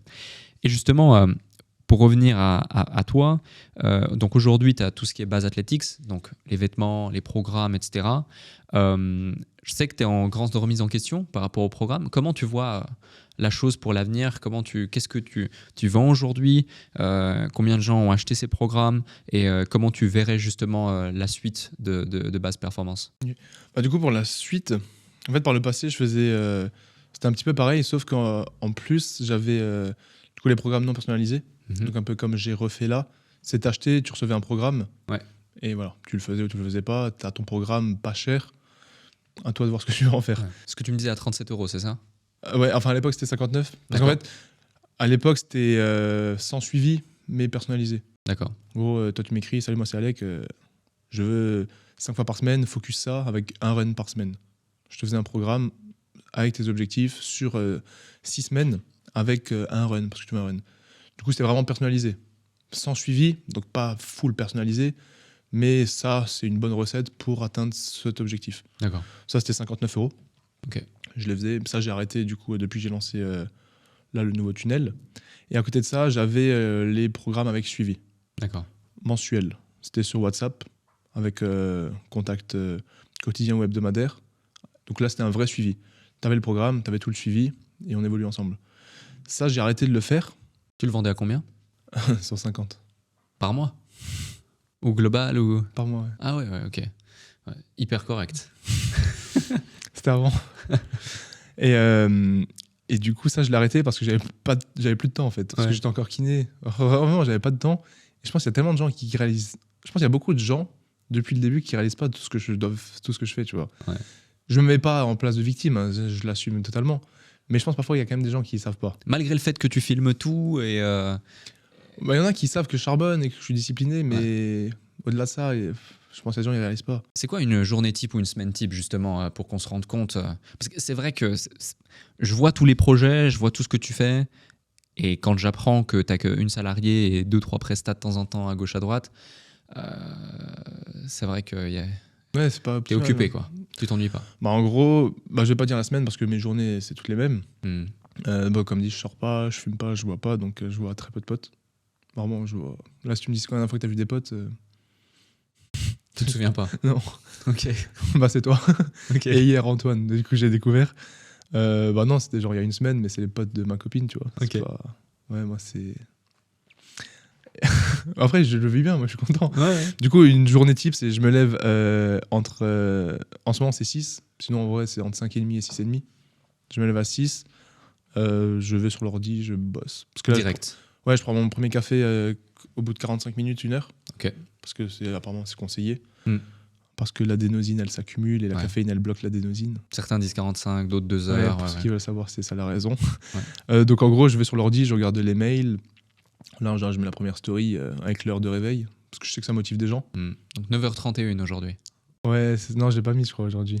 Je l'ai mis un peu- je me suis levé tard ce matin. Ouais. Tu vois, ça m'a saoulé, par exemple. Ok. J'ai mis le réveil à 7h. Alors que c'est dimanche et j'ai rien à faire, je suis à Dubaï. Mais je peux pas me réveiller plus tard, ça me saoule. Du coup, j'ai mis le réveil à 7h et j'arrivais pas à sortir du lit. Du coup, ça m'a saoulé. Je suis sorti du lit à 8h. Ok. Je suis levé, j'ai dit à ma copine, j'ai dit putain, je suis même pas allé marcher. Alors que, tiens, en soi, j'avais tout le temps. Donc, ouais, je me lève à 6h, je vais sur l'ordi, je regarde s'il y a eu des mails. Là, genre, je mets une story. Et en fait, soit je commence à préparer le vlog qui va arriver le mercredi ou le dimanche en fonction de quel jour c'est. Soit je commence à noter des choses à faire, je fais les retours parfois avec les fournisseurs, le chinois, ou parfois, en gros, je check un peu tout. Après, je fais le café, je remonte sur l'ordi et là, bah, je commence à bosser, quoi. Là, vu que j'avais la styliste, je devais lui faire un retour. On avait un call à 8h souvent. Je regardais les produits qu'elle avait fait. Sinon, c'est moi qui préparais les prochaines collections. Je regardais les ventes qu'il y avait, les stories à préparer. C'est un peu abstrait, mais il y avait tellement de petits trucs à faire. En fait, vu que je fais tout, il y avait tellement de petits trucs à droite à gauche. Je créais un nouveau programme pour le mettre dans le futur. Je regardais les idées de réel que j'avais à faire. Je faisais des petits montages pour un réel à poster éventuellement le soir ou autre. Et ensuite, il faut que je prenne 2 heures pour l'entraînement. Tous les jours? Ouais, quasiment tous les jours. Après, si c'est un run, c'est plus 1 heure, mais 2 heures, on va dire, avec la mise en... Se préparer, se changer, y aller, s'entraîner, revenir. On va dire 2 heures, 2h30, plus la douche. Et ensuite, l'après-midi, la même chose, je mets sur l'ordi les nouveaux programmes, les nouveaux projets, je note toutes les idées que j'ai. Et dans tout ça, il faut que je filme un vlog, quoi. Ok. Du coup, je dois filmer, je filme un peu tout ce que je fais du montage. Ensuite, le soir, 19h, j'arrête de bosser. Ok.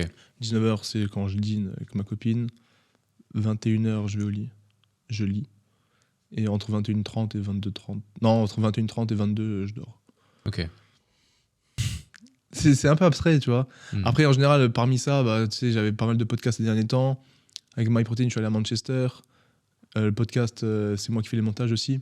Et c'est long, les montages de podcast, c'est un peu chiant.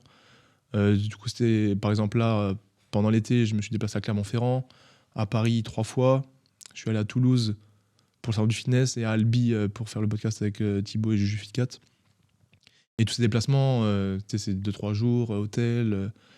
Du coup, à l'hôtel, je bosse un peu moins, j'essaie de quand même checker des trucs. Ouais, c'est assez abstrait. Tu sais, parfois, on me demande qu'est-ce que tu fais exactement. Je dis, bah, je prévois, je planifie, je regarde. Parfois, j'ai l'impression de ne pas avancer, mais sauf que les nouvelles collections, les nouveaux habits, il faut que je vois ce que je vais faire. Là, par exemple, il y avait Black Friday, il faut que je prépare ça.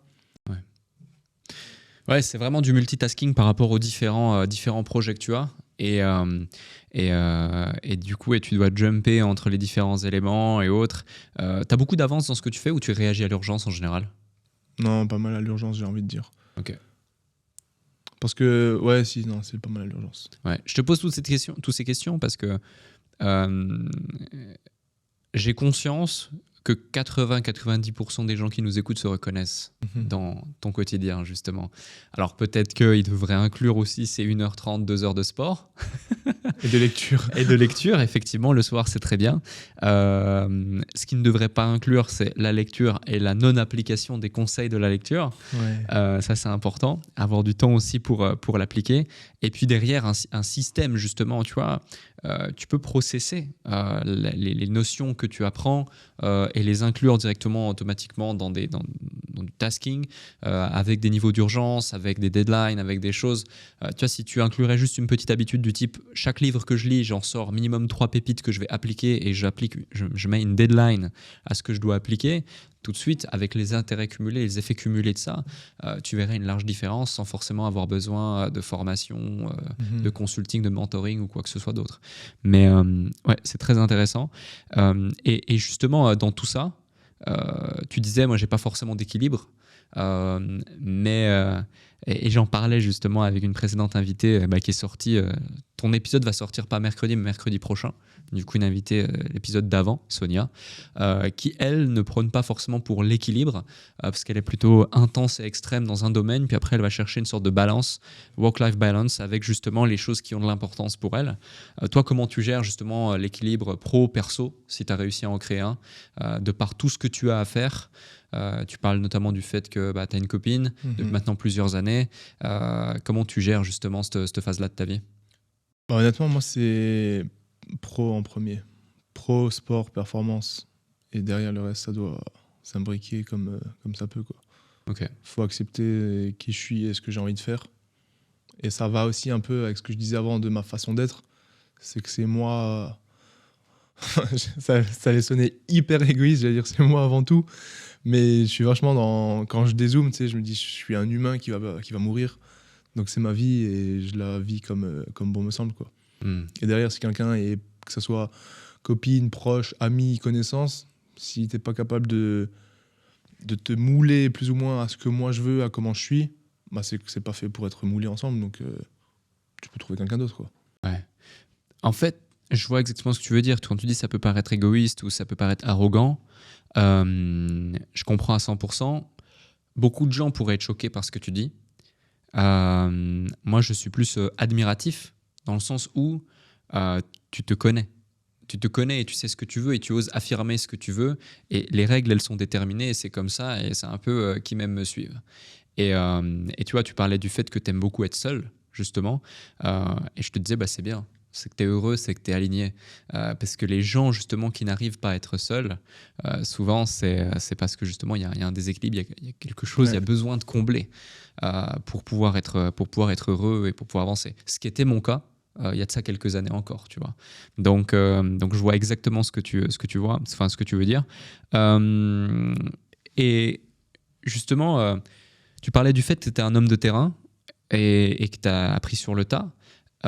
Est-ce qu'avec du recul, il y a une ou plusieurs erreurs que tu as fait en apprenant sur le tas qui t'ont offert des leçons qui ont coûté cher, que ce soit en temps, en énergie ou en argent, que tu aurais voulu apprendre et que tu aimerais transmettre à celles et ceux qui nous écoutent pour qu'ils n'aient pas à faire ces erreurs à leur tour?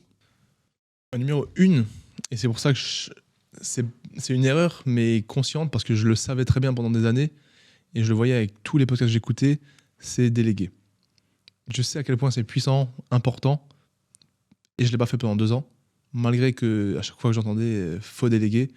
Donc je pense quand même que c'est une erreur que j'ai fait, que je voulais déléguer, je savais qu'il fallait déléguer, mais je ne savais pas quoi déléguer ni comment, donc je ne l'ai pas fait. Mais vraiment, ça, c'est un conseil que je pourrais donner, c'est déléguer tout ce qui vous prend du temps et tout ce là où vous apportez pas de valeur. Moi, aujourd'hui, je dois faire du sport, être performant, et je dois donner des bons conseils de coaching. Aller faire des commandes à la poste et dessiner un t-shirt, de une, je sais pas là où je suis compétent, et de deux, aller à la poste, ça fait perdre du temps. Donc déléguer ces tâches. Donc vraiment déléguer, ça c'est un truc... c'est une erreur consciente parce que j'en étais conscient, donc je l'ai pas appris. Enfin, je l'ai appris, mais j'arrivais pas à le faire. Mais donc pour ceux qui nous écoutent, vraiment déléguer, c'est fort. Ensuite, deuxième erreur, c'est avoir plus de... pas de prévoyance, mais de planification sur long terme. C'est-à-dire que... Après, là, je parle pour les vêtements surtout. Donc ça s'applique pas pour tout le monde. Mais parce que créer une nouvelle collection, la produire 30 jours, l'envoyer par bateau 30 jours. Du coup, je faisais par avion. C'était que 3-4 jours, mais je payais 4 fois plus cher la livraison. Et en fait, au final, je réalise que toute la marge, je l'ai niquée dans le transit express par avion, quoi. Moi, je me dis, ah, c'est cool, ça va arriver vite, je vais direct la lancer. Mais en fait, au lieu de payer 1500 balles, j'ai payé 8000 balles. Wow. Et moi, je me dis, ah, c'est cool, ça arrive vite, c'est bon, 8000 balles, je vais les vendre. Mais non, en fait, c'est ma marge brute qui part. Et moi, j'avais pas capté ça, tu vois. Donc ça, une erreur. Et une dernière erreur que j'ai réalisée il y a pas très longtemps, et je sais pas à quel point les gens ils vont se reconnaître, c'est comme je t'ai dit, j'ai Base Athletics dans laquelle il y a l'argent des réseaux, la marque de vêtements, les coachings, le sponsor, tout qui rentre dedans. Ouais. Et en gros, vu que tout se confond, je vais dire au pif, admettons, j'ai 50 000 sur le compte en banque. Ça veut dire que, ok, je dois faire une nouvelle collection de vêtements, je peux mettre 50 000 en upfront pour commander le stock. C'est ce que j'ai fait. Sauf qu'en fait, j'ai pas vendu 50 000 de vêtements. Parce qu'il y a de l'argent qui est venu des coachings et de YouTube. Bon, YouTube, c'est un peu négligeable, mais il y a beaucoup d'argent qui est venu des coachings. Donc en fait, j'ai pris trop de stock par rapport à ce que moi j'avais vendu. Et ça, pendant 2 ans, c'est ce que j'ai fait. Et c'est pour ça que je me demandais, mais attends, mais l'argent des coachings, du sponsor, de YouTube, vu que je paye pas de charge, parce qu'il n'y a pas de stock physique, je disais, mais il est où cet argent? C'est juste qu'en fait, je le remettais dans le stock, parce que c'est toute l'entreprise. Ouais. Et ça, c'est une erreur que j'ai réalisée là et que je vais plus faire. Et je vais soit faire un double compte, soit une holding pour se séparer. Ouais. Parce qu'en fait, je peux pas prendre l'argent qu'on me paye avec un placement de produit ou d'un coaching pour acheter un nouveau stock. Parce que si je suis pas capable d'acheter un stock de par les ventes des vêtements, c'est que de toute façon, c'est pas rentable. Complètement. Et ça, c'est une erreur que j'ai réalisée là, assez récemment quand même. Ouais, complètement. Et je vais peut-être te poser une question bête, mais plutôt que de créer une holding, donc générer des frais supplémentaires, une comptabilité supplémentaire ou un double compte, pourquoi tu ne mettrais pas soit en place un fichier Excel ou alors connecter directement un outil tel que Agicap ou des choses ainsi, qui sont des outils de gestionnaire de trésorerie, et ainsi pouvoir avoir une visibilité extrêmement claire et automatique sans que tu aies à déployer de temps pour le mettre en place sur ton e-commerce. Moi, je pense que c'est ce que je vais faire dans un premier temps. Ouais. J'ai dit holding parce que juste avant de venir à Dubaï, j'avais rendez-vous avec un comptable. D'accord. Parce que j'avais un comptable en ligne pendant 1 an, là je viens de changer. Et j'avais un rendez-vous avec eux où on a parlé un peu de tout ça. Ça s'est bien passé avec ton comptable pendant 1 an? Non. Non. Non, bah en fait, avant j'avais un autre comptable, Mhm. mais ça s'est pas du tout bien passé. Tu sais, c'était un peu old school, il comprenait pas forcément le e-commerce, Ouais. les partenariats, placement de produits, bref. Ouais. Du coup, je suis passé en ligne, de par des conseils d'amis pour qui ça marche bien. Mais en fait, ces conseils d'amis, mais qui sont associés à 2, dont un qui gère tout carré. Mhm. Moi, je suis seul, je gère pas tout carré, et d'où les déclarations de TVA en retard parfois. Parce qu'en fait, en ligne, certes, c'est automatisé, mais c'est à toi de mettre les infos. Bien sûr. Et en fait, avec tout ce que je fais, les déplacements, par exemple là, on est le 19, le 23, je dois terminer mon bilan, parce que je dois remplir un questionnaire. Mhm. Et si je l'ai pas rempli là, dans 4 jours, j'ai une pénalité de 150 €. À quelle heure t'as une pénalité de 150 €? Non mais ça aussi, c'est n'importe quoi. Et là, vu que je suis à Dubaï, je suis en déplacement, j'ai des tournages, j'ai des podcasts, je prends pas le temps de le faire. Je pourrais me prendre ce soir 1 heure avant de dormir, mais tu sais, t'es pas dans ce mood. Ouais. Et c'est tout qui s'enchaîne tout le temps, tout qui. Du coup, je suis passé à un comptable en vrai qui t'a payé 200 balles de plus. C'est 200 balles de tranquillité, quoi. Complètement. Je te pose la question justement pour le comptable parce que c'est un dénominateur commun que j'identifie chez des gens qui sont influenceurs, youtubeurs, créateurs de contenu, business en ligne, e-commerce, etc. où ils ont de la difficulté, un petit peu moins maintenant, mais ces dernières années, beaucoup de difficultés à trouver des interlocuteurs de confiance qui comprenaient leur industrie et leur quotidien. Très compliqué, en France notamment. Terrible, comme tu dis. Je Je te coupe pas là-dessus. Je trouve que le problème, c'est que je comprends pas pourquoi c'est si compliqué. Par exemple, là, je voulais une nouvelle voiture pour la société. Ouais. Pourquoi c'est si compliqué de comprendre si je dois faire un crédit, un LOA, un LD, la prendre en frais perso, mais tu fais les frais kilométriques, ou en entreprise en LOA. Et en plus, si tu la prends en perso, tu dois faire un avantage en nature. Pourquoi c'est tellement compliqué tu sais pas quoi faire? Pareil, est-ce que si je prends cette salariée, combien de charges je vais devoir payer? Plus les trucs patronales, plus la retraite. Mais si elle est en freelance, il y a si, du coup, si elle me facture, est-ce qu'elle a la TVA ou pas? C'est tellement compliqué. Ouais. Et parfois, je me dis, pourquoi on n'a pas juste un tableau ou des trucs? Si tu fais ça, il y a ça. Voici tes 3 options. Ça va te coûter ça, ça ou ça. Laquelle tu veux. Là, non, tu dois prendre des rendez-vous, tu dois chercher. Et en plus, quand tu cherches, tu comprends pas. Ouais. Tu sais pas quoi faire. Et puis les rendez-vous à chaque fois, ça te coûte. Puis après, tu as des mecs qui te font des rendez-vous mais qui donnent pas les bons conseils. Non, là, j'ai 2 salariés, j'ai un nouveau comptable. Pour le bilan, j'ai dû remplir le truc du travail, comment ça s'appelle? Médecine du travail, je sais pas quoi. Du coup, j'appelle le comptable, je dis c'est quoi? Il dit bah je sais pas, il faut voir avec votre ancien comptable. Mais en fait, apparemment, j'en avais pas. Parce qu'ils ont cherché. J'avais pas de médecine du travail. Parce que moi, je n'en savais rien. Du coup, là, ils m'ont envoyé le lien pour que je m'inscris. Je m'inscris, je mets les infos, blabla. J'arrive à la fin, 300 € d'inscription. Je me dis, c'est quoi ça encore? C'est quoi ce truc? Et tout le temps, il y a un truc en plus. Tout le temps.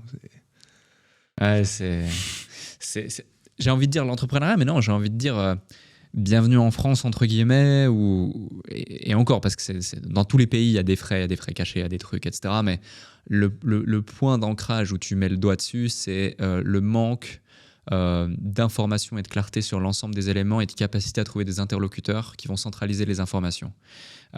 C'est aussi pour ça justement que nous, on avait un cabinet d'expertise comptable. Aujourd'hui, je suis plus au capital de cette société. Et c'est aussi notre mission aujourd'hui avec entrepreneur.com. C'est transformer le quotidien et la vie des entrepreneurs pour leur permettre d'accomplir leur mission sans pour autant se prendre la tête justement avec toutes ces choses. J'ai 2 dernières questions pour toi. Et merci pour cet échange, le temps et merci à toi, hein. La transparence justement de tout ce que tu as pu nous partager. D'ailleurs, on mettra les liens de tes réseaux directement en description de l'épisode pour celles et ceux qui peut-être te découvrent avec cette vidéo. Et également le lien de ton podcast. Et cette question, elle est liée à ton podcast. Dans quelques minutes, on va aller dans le studio juste à côté pour faire un épisode tous les deux aussi sur Basscast. Qu'est-ce qui fait que tu as voulu lancer un podcast, sachant que voilà, ça fait des années que tu es créateur de contenu, tu consommes aussi du podcast. Qu'est-ce qui t'a attiré dans le fait de créer un podcast et qu'est-ce que cela t'a apporté, sachant qu'aujourd'hui c'est assez à la mode de faire des podcasts, tout le monde lance son podcast, alors toi ça fait un certain temps que tu as le tien aussi. Qu'est-ce qui t'a attiré, qu'est-ce que cela t'a apporté? J'essaie de faire une belle phrase qui résume tout. Comment je peux tourner ça? C'est pouvoir changer la vie de personnes telles que moi les podcasts l'ont changé. D'accord, ok. Ça m'a tellement appris à apporter sur me reconnaître dans certaines valeurs, apprendre l'entrepreneuriat, apprendre l'optimisation, biohacking, mieux dormir, podcast avec des docteurs, avec des entrepreneurs, avec des sportifs. Ouais. Tout ça, j'ai appris tellement de valeurs, même des choses que je connaissais pas, où j'ai découvert des tout nouveaux domaines qui m'ont passionné, ou même des choses où je pensais tout le contraire, qui ont remis en perspective certaines choses. Ok, moi j'ai pensé ça toute ma vie, et ça c'est pas mal. Pourquoi je ne me renseignerais pas sur cette autre courant de pensée et pouvoir proposer ça à mon audience, quoi. Ouais. Parce qu'il n'y a pas tout le monde qui parle anglais. Ouais. Il y a des gens qui peut-être veulent m'entendre moi leur dire certaines choses. Et tout simplement. Et faire des rencontres. Tu vois, sans podcast, peut-être que je t'aurais jamais rencontré. Peut-être que j'aurais jamais rencontré d'autres personnes, etc. Certes, c'est à la mode, ça m'embête. Je vois, t'as remarqué que j'aime pas trop quand il y a des choses à la mode, parce que j'ai pas envie qu'on me dise oui, tu fais ça parce que c'est à la mode. Mais non, moi, ça me fait kiffer. Les retours, ils sont incroyables. Et je trouve que c'est cool. C'est pour ça que j'ai utilisé ce terme à la mode, parce qu'on sait tous les deux le travail qu'il y a derrière. Et puis, ouais. Mais ok, très bien.